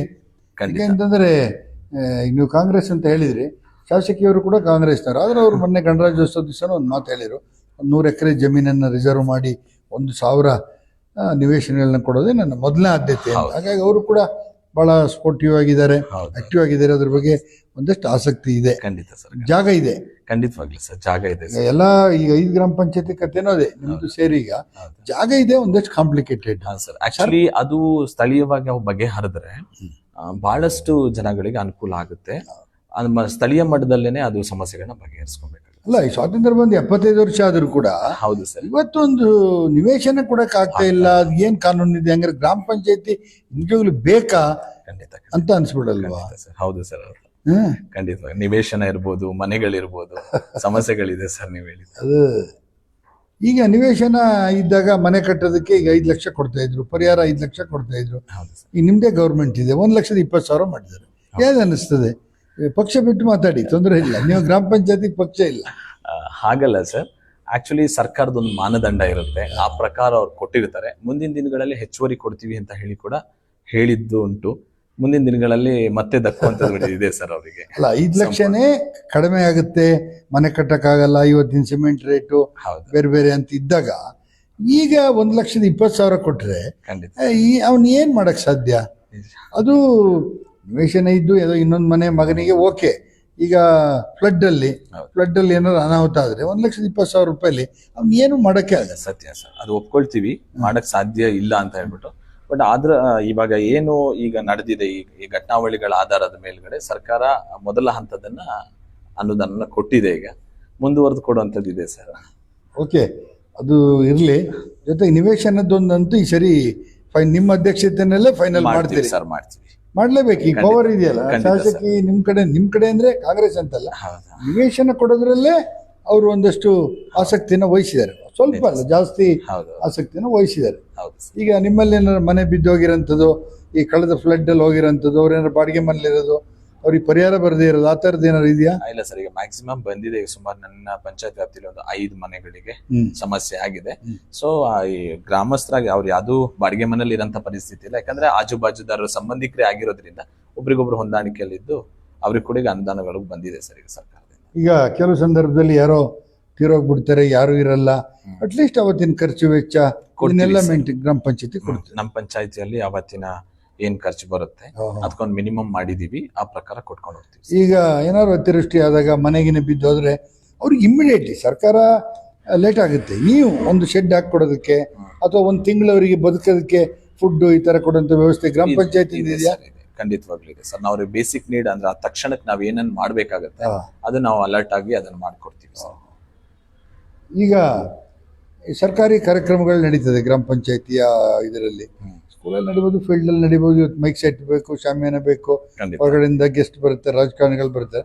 ಅಂತ ಸಂದರ್ಭದಲ್ಲಿ ಆ ಫಂಕ್ಷನ್ ಅರೇಂಜ್ ಮಾಡೋದಕ್ಕೆ ಗ್ರಾಮ ಪಂಚಾಯತಿಲಿ ಈ ಫಂಡ್ ಇದೆಯಾ? ಅನುದಾನ ನಾವು ಕೊಡ್ತೀವಿ ಸರ್. ನಮ್ಮ ವರ್ಗದಿಂದ ನಾವು ಅವರಿಗೆ ಕೊಡಬಹುದು, ವ್ಯವಸ್ಥೆ ನಾವು ಮಾಡ್ತೀವಿ. ಕೊಡಬಹುದು, ಹಂಗ ಕೊಡ್ತೀರಿ? ಹೌದು ಸರ್, ಕೊಟ್ಟಿದ್ದೀವಿ ಕೂಡ. ಹಾಗಾಗಿ ಈಗ ನಿಮಗೆ ಗ್ರಾಮ ಪಂಚಾಯತಿ ಅಂದ್ರೆ ಹಣದ ಕೊರತೆ ಬರುತ್ತೆ ಬಿಡಿ. ಬೇರೆ ಮೂಲ ಏನಿದೆ ಸರ್? ಈ ಕಂದಾಯ, ವಾಟರ್ ಟ್ಯಾಕ್ಸ್ ಎರಡು ಬಿಟ್ಟು ಬೇರೆ ಮೂಲ ಏನಿದೆ? ಇಲ್ಲ ಸರ್, ನಾನು ತುಂಬಾ ಗ್ರಾಮೀಣ ಪ್ರದೇಶದಿಂದ ಬಂದಿರೋದು. ಅಂತಂದ್ರೆ ನಂದು ಬಿ ಹೊಸಳ್ಳಿ ಗ್ರಾಮ ಪಂಚಾಯತಿ ಅಂದ್ರೆ ನನಗೆ ನೀವು ಹೇಳ್ದಂಗೆನೆ ಯಾವುದೇ ಆದಾಯದ ಮೂಲಗಳಿಲ್ಲ. ಬಾಡಿಗೆ ಆಧಾರಿತ ಆಗಿರಬಹುದು ಅಥವಾ ಕಟ್ಟಡಗಳಿಂದ ಬರ್ತಕ್ಕಂಥದ್ದು ಆ ತರದ್ ಯಾವ್ದು ಇಲ್ಲ ಸರ್. ಕೆಲವೊಂದು ಸಣ್ಣ ಪುಟ್ಟ ಅಂಗಡಿಗಳು, ಚಿಲ್ಲರೆ ಅಂಗಡಿಗಳು ನಡೆಸ್ತಾ ಇದ್ದಾರೆ ಅಷ್ಟೇ. ಹಾಗಾಗಿ ನಮಗೆ ಹೊರ ಆದಾಯ ಇರೋದಿಲ್ಲ. ನಾವು ಟ್ಯಾಕ್ಸ್ ಮುಖಾಂತರನೇ ಆದಾಯ ಸಂಗ್ರಹ ಮಾಡಿ ಮಾಡ್ಬೇಕಾಗಿದೆ ಸರ್ ಕೆಲಸ. ಈಗ ಬೇರೆ ಏನಾದ್ರು ಟ್ಯಾಕ್ಸ್, ಈಗ ಹೋಮ್ ಸ್ಟೇ, ರೆಸಾರ್ಟ್ ಆ ತರ ಇದೆಯಾ? ಇಲ್ಲ ಸರ್, ಆ ತರದ್ ಯಾವ್ದು ಆದಾಯ ಇಲ್ಲ ಸರ್. ಯಾವುದಿಲ್ಲ, ಇಲ್ಲ. ಈಗ ಸರ್ಕಾರ ಕೂಡ ಇವತ್ತು ಜನಸಂಖ್ಯೆ ಆಧಾರದ ಮೇಲೆ ತನ್ನ ಹಣ ಬಿಡುಗಡೆ ಮಾಡೋದು. ಹಾಗಾಗಿ ನಿಮ್ಗೊಂದು 12 ಲಕ್ಷ ರೂಪಾಯಿ ಬರುತ್ತೆ, ಅದರಲ್ಲಿ ಎಲ್ಲ ವಿಭಾಗ ಮಾಡ್ತೀವಿ. ಈಗ ಸಾರ್ವಜನಿಕರು ಕೇಳ್ತಾರೆ ಗ್ರಾಮ ಪಂಚಾಯತಿಯಿಂದ, ಗ್ರಾಮ ಪಂಚಾಯತಿ ಇದೆ ಓಕೆ, ಅದು ಎಲೆಕ್ಷನ್ ಆಗತ್ತೆ ಮಾತ್ರ ಗ್ರಾಮ ಪಂಚಾಯತಿ ಅಂತ ಗೊತ್ತಾಗಂಥದ್ದು. ಮತ್ತಿಲ್ಲ, ಈ ಗ್ರಾಮ ಪಂಚಾಯತಿಯಿಂದ ಏನು ಸರ್ ಗ್ರಾಮಕ್ಕೆ ಏನು ಅನುಕೂಲ ಆಗುತ್ತೆ, ಏನೇನು ಅನುಕೂಲತೆಗಳಿದೆ ಸರ್? ಈ ಮೂಲಭೂತ ಸೌಕರ್ಯ ನೀವು ಹೇಳಿದ್ರಿ, ಇವಾಗ ತಕ್ಷಣ ಫ್ಲಡ್ ಆಗುತ್ತೆ, ನಾವ್ ಏನನ್ ಮಾಡ್ತೀರಿ ಅಂತ ಹೇಳ್ಬಿಟ್ಟು. ಹಾಗೆ ಗ್ರಾಮ ಪಂಚಾಯತಿ ಏನ್ ಮಾಡುತ್ತೆ ಅಂತಂದ್ರೆ ಆ ತಕ್ಷಣಕ್ಕೆ ಬೇಕಾದಂತ ಬೇಸಿಕ್ ನೀಡ್ಗಳನ್ನ ನಾವು ಫುಲ್ಫಿಲ್ ಮಾಡ್ತಾ ಹೋಗ್ತೀವಿ. ನಮ್ಮಿಂದ ಆಗದೆ ಇರೋಂಥದ್ದನ್ನ ನಮ್ಮ ಮೇಲೆ ತಾಲೂಕ್ ಪಂಚಾಯತ್ ಇರ್ಬೋದು, ಜಿಲ್ಲಾ ಪಂಚಾಯತ್ ಮುಖೇನ ನಾವು ಆ ಗ್ರಾಮಕ್ಕೆ ಅದೇನು ಮಾಡ್ಬೇಕು ಆ ಕೆಲಸಗಳು ಮಾಡ್ತೀವಿ. ಮುಂದುವರೆದು ಶಾಸಕರು ಇರ್ತಾರೆ, ಅವ್ರ ಸಹಕಾರ ಪಡ್ಕೊಂಡು ಕೆಲಸ ಮಾಡ್ತೀವಿ. ಓಕೆ, ರೈತರಿಗೆ ಏನು ಅನುಕೂಲ ಆಗುತ್ತೆ ಸರ್ ಗ್ರಾಮ ಪಂಚಾಯತಿಯಿಂದ? ಸರ್, ನಮ್ಗೆ ರೈತರಿಗೆ ಬಹಳಷ್ಟು ಅನುಕೂಲ ಇದೆ ಸರ್. ಮಹಾತ್ಮ ಗಾಂಧಿ ನರೇಗಾ ಯೋಜನೆ ಅಡಿಲಿ ನಮ್ಮ ರೈತರುಗಳಿಗೆ ಅನುಕೂಲ ಆಗೋ ತರ ಅಡಿಕೆ ಗಿಡ ನಡ್ಲಿಕ್ಕೆ, ಆಮೇಲೆ ಕಾಫಿ ಗಿಡಕ್ಕೆ, ಕಾಳು ಮೆಣಸು ನಡ್ಲಿಕ್ಕೆ, ಇದಕ್ಕೆಲ್ಲ ಕೂಡ ಅವಕಾಶ ಇದೆ ಸರ್. ಅಂದ್ರೆ ಹೊಸದಾಗಿ ಹೊಸದ್ದು ಮಾಡ್ಲಿಕ್ಕೆ ಅವಕಾಶ ಇದೆ ಸರ್ ಅವ್ರಿಗೆ. ಸುಮಾರು ಅಡಿಕೆ ಗಿಡಕ್ಕೆಲ್ಲ 70,000 ರಿಂದ 80,000 ರೂಪಾಯಿ ಅವಕಾಶ ಮಾಡ್ಕೊಂಡು ಒಂದು ಎಕರೆ ಲೆಕ್ಕದಲ್ಲಿ ಇರುತ್ತೆ ಸರ್ ಅದು. ಆಮೇಲೆ ಕೃಷಿ ಹೊಂಡಕ್ಕಿದೆ, ಕೃಷಿ ಬಾವಿಗಿದೆ. ಹಾಗೆ ರೈತರಿಗೂ ತುಂಬಾ ಅನುಕೂಲ ಇದೆ ಸರ್. ಆಮೇಲೆ ನಿಮ್ಗೇನಾದರೂ ಈ ಫಾರೆಸ್ಟ್ ಇಲಾಖೆಯಿಂದ ಇಷ್ಟು ಗಿಡ ನೆಡಬೇಕು, ಗಿಡ ನೆಡ್ತೀವಿ ಅಂತ ಆ ಥರದ್ದು ಏನಾದ್ರು ಒತ್ತಡ ಇದೆಯಾ? ಇದೆ ಸರ್, ಅವ್ರದ್ದು ಇರುತ್ತೆ. ಅರಣ್ಯೀಕರಣ ಮಾಡ್ಬೇಕು ಅಂತ ಹೇಳ್ಬಿಟ್ಟು ಸೋಷಿಯಲ್ ಫಾರೆಸ್ಟ್ರಿಯಿಂದ ನಾವು ಯಾವ್ದಾದ್ರು ಖಾಲಿ ಅಂದ್ರೆ ಇವು ಬಳಕೆ ಆಗದಂತ ಜಾಗಗಳಿದ್ರೆ ನಾವು ಅದನ್ನ ಕೊಟ್ಬಿಟ್ಟು ಅಲ್ಲಿ ಪ್ಲಾಂಟಿಂಗ್ ಮಾಡಿಸ್ತೀವಿ ಸರ್. ಯಾರು ಅದೊಂದು ಹಾಸ್ಯಾಸ್ಪದ ಅಂತ ಅನಿಸ್ತದೆ ನನಗೆ. ಯಾಕೆಂದ್ರೆ ಈ ನಮ್ಮ ಮಲೆನಾಡಲ್ಲಿ ನಿಜವಾಗಿಯೂ ಬೇರೆ ಗಿಡನ ನೆಡೋ ಅಗತ್ಯ ಇದೆಯಾ? ಅದು ಪ್ರಕೃತಿನೇ ಎಲ್ಲಿ ಗಿಡ ಬೆಳಿಬೇಕು, ಎಲ್ಲಿ ಬೆಳಿಬಾರ್ದು ಅದು ತೀರ್ಮಾನ ಮಾಡಿದೆ. ಅದು ಖಂಡಿತ ಸರ್. ಸುಮ್ಮನೆ ಬಂದ್ಬಿಟ್ಟು ಎಲ್ಲೋ ನಿಮ್ದೊಂದಷ್ಟು ಫೀಲ್ಡ್ ಏನಕ್ಕೋ ಒಳ್ಳೆ ಕೆಲಸಕ್ಕಿರೋ ಜಾಗ ಗಿಡ ನೆಡಿ ಅಂದ್ರೆ ನಮ್ಮ ಮಲೆನಾಡಲ್ಲಿ ಫಾರೆಸ್ಟ್ ಗಿಡ ನೆಡೋ ಅಗತ್ಯ ಇದೆಯಾ ಸರ್? ಖಂಡಿತವಾಗ್ಲೂ ಫಾರೆಸ್ಟ್ ರಿಸರ್ವ್ ಫಾರೆಸ್ಟ್ ನಮ್ಮ ಪ್ಲಾಂಟೇಶನ್ ಅವರು ಅಂದ್ರೆ ನಮ್ಮ ರೈತರು, ನಮ್ಮ ಬೆಳೆಗಾರರೇ ಒಂದು ಬ್ಯೂಟಿಫುಲ್ ಆದಂತ ಒಂದು ಅರಣ್ಯೀಕರಣ ವ್ಯವಸ್ಥೆ ಅಂದ್ರೆ ತನ್ನ ಬಳಕೆಯನ್ನು ತನಗೆ ಅನುಕೂಲ ಆಗೋ ತರನು ಮಾಡ್ಕೊಂಡು ವಾತಾವರಣನು ಕೂಡ ಕಾಪಾಡ್ಕೊಳ್ಳುವಂತ ವ್ಯವಸ್ಥೆನೆ ಮಾಡ್ತಾ ಇದ್ದಾರೆ. ನಮ್ಮ ಪ್ಲಾಂಟೇಶನ್ ಅಲ್ಲೇ ಮಾಡ್ತಿದ್ದಾರೆ, ಬೆಳೆನೂ ಬೆಳೀತಾ ಇದ್ದಾರೆ, ಗ್ರೀನರಿನೂ ಕೂಡ ಎನ್ವೈರನ್ಮೆಂಟ್ ಕೂಡ ಮೇಂಟೈನ್ ಮಾಡ್ತಾರೆ. ಹಾಗಿರುವಾಗ ನೀವು ಹೇಳಿರ್ತಕ್ಕಂಥ ಸತ್ಯವಾದ ಮಾತು ಅಂತ ಒಪ್ಕೋಬಹುದು. ಸುಮ್ಮನೆ ಈಗ ವರ್ಷದಲ್ಲಿ ಇಷ್ಟು ಕೋಟಿ, ಇಷ್ಟು ಸಾವಿರ, ಇಷ್ಟು ಲಕ್ಷ ಗಿಡ ನೆಟ್ಟಿವಿ ಅಂತಾರೆ, ಅದು ಎಲ್ಲಿ ನೆಟ್ಟಿರು ಅಂತ ಗೊತ್ತಾಗಲ್ಲ. ಮಲೆನಾಡಲ್ಲಿ ಅದರ ಅಗತ್ಯ ಇಲ್ಲ. ಯಾಕೆಂತಂದ್ರೆ ಅದನ್ನ ಸೇಫ್ಟಿ ಮಾಡಕ್ ಆಗಲ್ಲ. ಮಲೆನಾಡಲ್ಲಿ ಮರದ ಬಡ್ಡೆಗೆ ತಂದು ಇನ್ನೊಂದು ಮರ ನೆಟ್ಟಿದೆ, ಇಲ್ಲಿ ನಮ್ಗೆ ಅದು ಅಗತ್ಯ ಇಲ್ಲ. ಇಲ್ಲ, ಈ ನಿಟ್ಟಿನಲ್ಲೇ ನಾನು ಕಳೆದ ಕೆಲವು ತಿಂಗಳು ಹಿಂದೆ ಜಿಲ್ಲಾ ಪಂಚಾಯತಿಯಲ್ಲಿ ನಡೆದಂತ ಸಭೆಯಲ್ಲಿ ನಾನು ಕೂಡ ಹೋಗಿದ್ದೆ. ಅವಾಗ ನಮ್ಮ ಸರ್ಕಾರದ ಪ್ರತಿನಿಧಿಗಳು ಕೂಡ ಬಂದಿದ್ರು. ನಾವು ಅವಾಗ ಹೇಳಿರ್ತಕ್ಕಂಥದ್ದು ವಲಯವಾರು ಯೋಜನೆಗಳನ್ನ ರೂಪಿಸಿ ಅಂತ. ಮಲೆನಾಡಿಗೆ ಬೇಕಾದಂತ ವಲಯವಾರು ಯೋಜನೆಗಳನ್ನ ರೂಪಿಸಿ, ಬಯಲ್ಸೀಮೆಗೆ ಬೇಕಾದಂತದನ್ನ ರೂಪಿಸಿ. ಇಲ್ಲ ಅಂತಂದ್ರೆ ನೀವು ಹೇಳಿದಂಗೆ ಈ ಬಲ್ಕ್ ಆಗಿ ಏನಾಗ್ಬಿಡುತ್ತೆ ಅಂದ್ರೆ ಅಲ್ಲಿ ಏನಾಗುತ್ತೆ, ಯೋಜನೆನ ಅನುಷ್ಠಾನ ಮಾಡ್ಲೇಬೇಕಾಗತ್ತೆ. ಗ್ರಾಮ ಪಂಚಾಯತಿ ಅವರಿಗೆ ಅನಿವಾರ್ಯಕ್ಕೆ ಬಿದ್ದ್ಬಿಡ್ಬೇಕಾಗತ್ತೆ ಈ ರೀತಿ ವ್ಯವಸ್ಥೆ. ಇಲ್ಲ, ನಿಮ್ಗೆ 10,000 ಗಿಡ ಕೊಟ್ಟು ನೆಡಿ, ಕಾಫಿ ನೆಡಿ, ಅಡಿಕೆ ನೆಡಿ, ಮೆಣಸು ನೆಡಿ, ಓಕೆ, ಕೃಷಿ ಭೂಮಿಲಿ ನೆಡ್ಬೋದು. ಮರ ನೆಡಿ ಅಂದ್ರೆ ಎಲ್ಲಿ ನೆಡೋದು ಸರ್? ಅನ್ನೆಸರಿ ಅನ್ಸಲ್ಲ. ಖಂಡಿತ ಸರ್, ಖಂಡಿತ. ನಿಮ್ಮ ಗ್ರಾಮ ಪಂಚಾಯತಿಲಿ ವಾರ್ಡ್ ಸಭೆ ಮಾಡ್ತೀರಿ, ಗ್ರಾಮ ಸಭೆ ಮಾಡ್ತೀರಿ, ಜನ ಬರ್ತಾರೆ ಸರ್? ಬರ್ತಾರೆ ಸರ್, ಬರ್ತಾರೆ. ನಾವು ಅವರಿಗೆ ಮುಂಚಿತವಾಗಿ ಒಂದು ವಾರದ ಮುಂಚಿತವಾಗಿ ನಾವು ಅವರಿಗೆ ಮಾಹಿತಿ ಮೂಡಿಸ್ತೀವಿ. ಮತ್ತೆ ಯಾಕೆ ಬರ್ಬೇಕು ಅನ್ನೋ ಉದ್ದೇಶಗಳನ್ನು ಕೂಡ ನಾವು ಪ್ರತಿ ಗ್ರಾಮ ಸಭೆಯಲ್ಲಿ, ಪ್ರತಿ ವಾರ್ಡ್ ಸಭೆಯಲ್ಲಿ ನಾವು ಹೇಳ್ತೀವಿ. ಯಾಕಂದ್ರೆ ಜನಸಾಮಾನ್ಯರಿಗೆ ಏನಾಗುತ್ತೆ ಅಂತಂದ್ರೆ ಸಂಪೂರ್ಣ ಮಾಹಿತಿ ಇಲ್ಲದೆ ಇದ್ದಾಗ ಅವ್ರಿಗೆ ಆಸಕ್ತಿ ಕಮ್ಮಿ ಇರುತ್ತೆ. ಈ ತರ ನಾವು ಕಳೆದ ನನಗೆ 3.5 ವರ್ಷದಿಂದ ಪಂಚಾಯತ್ ಸದಸ್ಯನಾಗಿರೋದ್ರಿಂದ ಪ್ರತಿ ಇದ್ರಲ್ಲೂ ಕೂಡ ನಾವು ಅವರಿಗೆ ಉತ್ತೇಜನ ನೀಡೋ ತರ ಹೇಳಿ ಅವರು ಇವಾಗ ಎಲ್ಲರೂ ಕೂಡ ಬರೋದು, ಸಮಸ್ಯೆಗಳನ್ನ ಹಂಚ್ಕೊಳ್ಳೋದು ಮಾಡ್ತಾ ಇದ್ದಾರೆ ಸರ್. ಇಲ್ಲದೇ ಇದ್ರೆ ಏನಾಗುತ್ತೆ ಅಂತಂದ್ರೆ, ನೀವು ಗ್ರಾಮ ಪಂಚಾಯತ್ ಸದಸ್ಯ ಸಿಕ್ಕಿದಾಗ ಹೊಗಳಿಕೆ ಮಾತಂತೂ ಬಹಳ ಕಡಿಮೆ ಬಿಡಿ, ತಗೊಳ್ಳೋದೇ ಜಾಸ್ತಿ. ರೋಡ್ ಸರ್ ಇಲ್ಲ, ಅದೆಲ್ಲ ಇದೆಲ್ಲ ಅಂತ. ಅದೇ ವಾರ್ಡ್ ಸಭೆಯಲ್ಲಿ ಬಂದು ಮಾಡಿದಾಗ ಅದು ರೆಗ್ಯುಲೇಷನ್ ಆಗಿರುತ್ತೆ. ಖಂಡಿತವಾಗ್ಲೂ ನಿಮ್ಗೆ ಅನುಕೂಲ ಆಗುತ್ತೆ. ಖಂಡಿತವಾಗ್ಲೂ ನಮಗೂ ಮತ್ತೆ ಗ್ರಾಮಸ್ಥರ ಮತ್ತೆ ಜನಪ್ರತಿನಿಧಿಗಳ ನಡುವೆ, ಅಂದ್ರೆ ಚುನಾಯಿತ ಪ್ರತಿಗಳ ನಡುವೆ ಏನು ಆ ಸಮಸ್ಯೆಗಳ ಚರ್ಚೆ ಜೊತೆಗೆ ಸೊಲ್ಯೂಷನ್ ಕೂಡ ಕಂಡುಹಿಡ್ಕೊಳ್ಳೋಕೆ ಅವಕಾಶ ಆಗುತ್ತೆ ಅಂತ. ಈಗ ಈ ಹಿಂದೆ ಏನು ಗ್ರಾಮ ಪಂಚಾಯತಿ ಕೆಲಸ ಮಾಡಿತ್ತು, ಅದು ಈಗ ನೀವು ಹೊಸದಾಗಿ ಬಂದಿದ್ದೀರಿ. ಬಂದ 3.5 ವರ್ಷದಲ್ಲಿ ನಿಮ್ಮ ಸಾಧನೆ ಏನು, ನಿಮ್ಮ ಗ್ರಾಮ ಪಂಚಾಯತಿ ಸಾಧನೆ? ಸರ್, ನಾನು ಚುನಾಯಿತ ಪ್ರತಿನಿಧಿಯಾಗಿ ಪಂಚಾಯತಿ ಬರೋಕ್ಕಿಂತ ಮುಂಚೆ ಮತ್ತೆ ನಂತರದಲ್ಲಿ, ಸೊ ಇವಾಗ ಸುಮಾರು 3.5 ವರ್ಷ ನಾನು ಕ್ರಮಿಸಿದ್ದೀನಿ ಸರ್. ನಾನು ಅತಿ ಹೆಚ್ಚು ನರೇಗಾ ಯೋಜನೆಯ ಕೆಲಸ ಕಾರ್ಯಗಳಂದ್ರೆ ಬಾಕ್ಸ್ ಡ್ರೈನ್ಗಳಿರ್ಬೋದು, ಜಲ್ಲಿ ರಸ್ತೆಗಳಿರ್ಬೋದು, ಗ್ರಾಮೀಣ ರಸ್ತೆಗಳು ಅಂತಂದ್ರೆ ತುಂಬಾ ಕಂಡಮ್ ಇರುತ್ತೆ. ಅಂದ್ರೆ ರಸ್ತೆ ನೀರು ಕೂಡ ರಸ್ತೆ ಮೇಲೆ ಹರಿದು ಒಂದು ವಾಹನ ಕೂಡ ಸಂಚಾರ ಮಾಡಕ್ ಕಷ್ಟ ಆಗಿರುತ್ತೆ. ಅಂಥದ್ದನ್ನ ನಾವು ಹುಡುಕಿ ಅಂತ ರಸ್ತೆಗಳನ್ನ ಡೆವಲಪ್ ಮಾಡಿದೀವಿ ಸರ್ ಈಗ ಆಲ್ರೆಡಿ.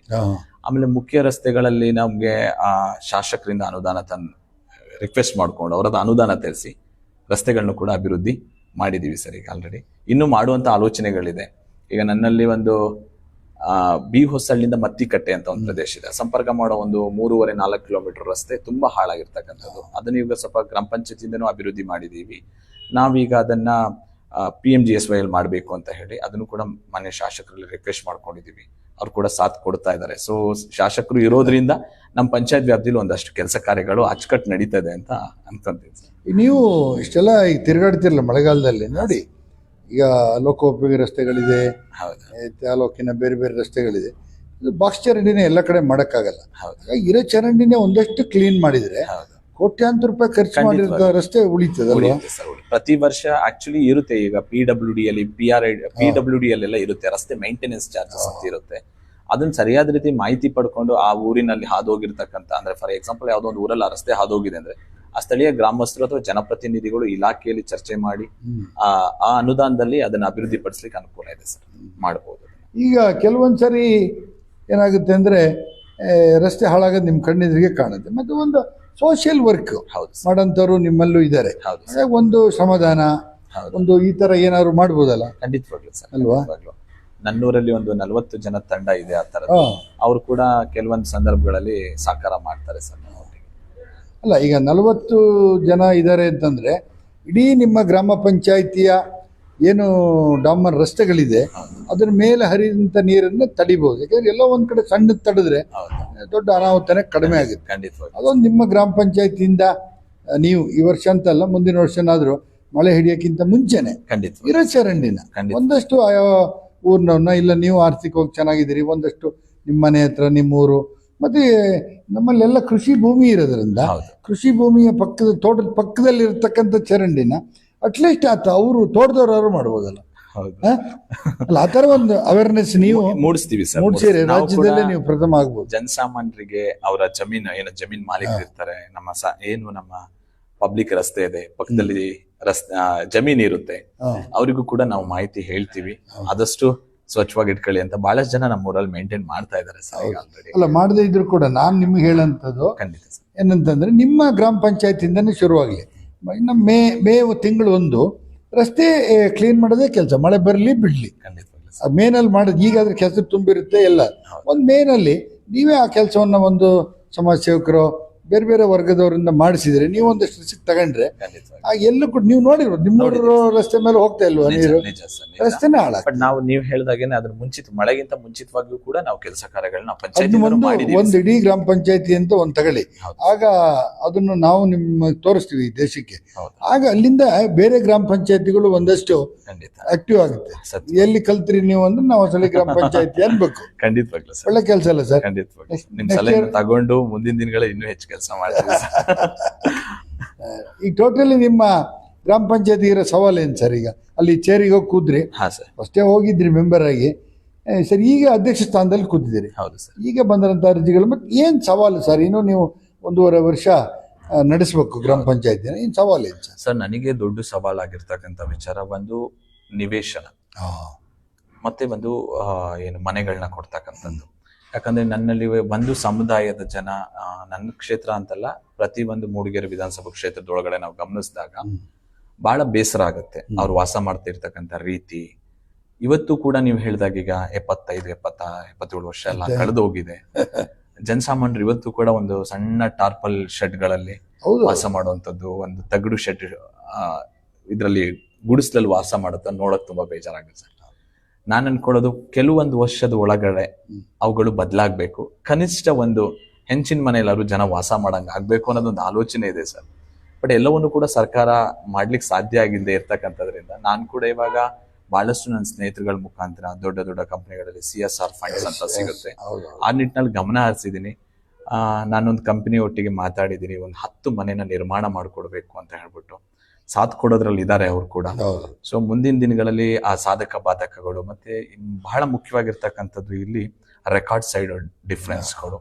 ಅಂದ್ರೆ ಇವಾಗ ಏನು ಅರಣ್ಯ ಭೂಮಿಯಲ್ಲಿ ವಾಸ ಮಾಡ್ತಿದ್ದಾರೆ ಕೆಲವರು, ಅದನ್ನ ನಾವು ಕಂಪನಿ ಒಟ್ಟಿಗೆ ಚರ್ಚೆ ಮಾಡಿದಾಗ ಅವರಿಗೆ ಪೇಪರ್ ಕ್ಲಿಯರ್ ಇರಬೇಕು. ಅವರು ಈ ತರ ಲಿಟಿಗೇಷನ್ ಇದ್ರೆ ಅವರು ಅದನ್ನ ಒಪ್ಪುವಂಥದ್ದು ಕಷ್ಟ ಇದೆ. ಈ ರೀತಿ ಎಲ್ಲ ಇರೋದ್ರಿಂದ ಬಹಳ ತಡ ಆಗ್ತಿದೆ ಸರ್. ವ್ಯವಸ್ಥಿತವಾಗೆಲ್ಲ ಆಗಿದ್ರೆ ನಾನೊಂದು ಏನು ಈ ಕಾರ್ಪೊರೇಟ್ ಫೀಲ್ಡ್ ಅಲ್ಲಿ ಅವ್ರ ಮುಖೇನ ಒಂದು 10 ಮನೆನ ನಿರ್ಮಾಣ ಮಾಡ್ಕೊಡ್ಬೇಕು ಅಂತಂದು ಆಲೋಚನೆ ಇಟ್ಕೊಂಡು ಮುನ್ನುಗ್ತಾ ಇದೀನಿ. ನೋಡ್ಬೇಕು ಮುಂದಿನ ದಿನದಲ್ಲಿ ಅದೆಷ್ಟು ಸಾಕಾರ ಆಗುತ್ತೆ ಮುನ್ನುಗ್ಗಿ ಸರ್. ನಾನು ಅದನ್ನೇ ಹೇಳ್ಬೇಕು ಅಂತಿದ್ದೆ, ನಿಮ್ಗೆ ಅಷ್ಟೆಲ್ಲ ಕಾಂಟ್ಯಾಕ್ಟ್ ಇರೋದ್ರಿಂದ ಈಗ ಚೆನ್ನಾಗಿರೋ ಮನೆ ಬಿದ್ದೋಗಿದ್ದು ಅದು ಬೇರೆ, ಈ ಫ್ಲಡ್ ಅಲ್ಲಿ ಮನೆ ಬಿದ್ದು ಸಂಪೂರ್ಣ ಇರಲ್ಲ ಅದನ್ನು ಕಾರ್ಪೊರೇಟ್ ಸೆಕ್ಟರ್ ಇಂದ ಯಾರು ಕಾಂಟ್ಯಾಕ್ಟ್ ಮಾಡಿ 1, 2, 4 ಒಂದು ಪ್ರಾರಂಭ ಆಗ್ಲಿ. ಒಂದ್ಸರಿ ಒಂದು ಪ್ರಾರಂಭ ಆಗಿ ಒಂದು ಸುದ್ದಿ ಪ್ರಕಟ ಆದ್ರೆ ಮತ್ತೆ ಬೇರೆಯವ್ರಿಗೂ ಆಸಕ್ತಿ, ನಮ್ಮ ಸ್ಥಳೀಯವರೇ ಇರ್ಬೋದು, ನಿಮ್ಮೂರ್ನರೇ ಬೆಂಗಳೂರು ಫಾರಿನ್ ನಲ್ಲಿ ಹೋಗಿದ್ದಂಥವ್ರು ಕೂಡ ಇರ್ಬೋದು. ಏನಾದ್ರು ಪ್ರಶಸ್ತಿ ಬಂದಿದೆಯಾ ಸರ್ ನಿಮ್ಮ ಗ್ರಾಮ ಪಂಚಾಯತಿಗೆ? ಇಲ್ಲ ಸರ್, ಅಂದ್ರೆ ಈಗ ಯಾವ್ದು ಬಂದಿಲ್ಲ, ನೋಡ್ಬೇಕು ಸರ್. ಹೋಗ್ಲಿ, ಎಷ್ಟನೇ ಸ್ಥಾನದಲ್ಲಿದೆ ಈಗ? ಸ್ಥಾನ 2, 3, 5, 8 ಇಲ್ಲ ಸರ್, ನಾನು ಗಮನಿಸ್ತಿಲ್ಲ ಸರ್. ಇಲ್ಲಿ ಗಮನಿಸಿಲ್ಲ ನೀವು? ಈ ಏನು 5 ಜನ ಮೆಂಬರ್ ಇದ್ದೀರಿ, ಅದರಲ್ಲಿ 4 ಜನ ಕೋಪರೇಟ್ ಮಾಡ್ತಾರೆ ನಿಮ್ಗೆ? ಎಲ್ಲ ನಿಮ್ ಪಕ್ಷದವರೇ ಗೆದ್ದಿರೋದು ಅಥವಾ? ಇಲ್ಲ ಸರ್, ವಿವಿಧ ಪಕ್ಷದಲ್ಲಿ ಇರಬಹುದು, ಬಟ್ ಕೆಲಸ ಕಾರ್ಯ ಅಂತ ಬಂದಾಗ ಆಕ್ಚುಲಿ ನಂದೊಂದು ಪಾಲಿಸಿ ಇದೆ. ಸೊ ನಾವು ಜನಪ್ರತಿನಿಧಿಗಳಾಗಿರೋದು ಪ್ರತಿ ಜನಗಳ ಮುಖಾಂತರ. ಈಗ ಒಂದು ಮನೆಯಲ್ಲಿ ನಾವು ಪ್ರತಿಯೊಬ್ಬರು ಋಣದಲ್ಲಿದ್ದೀವಿ ಸರ್.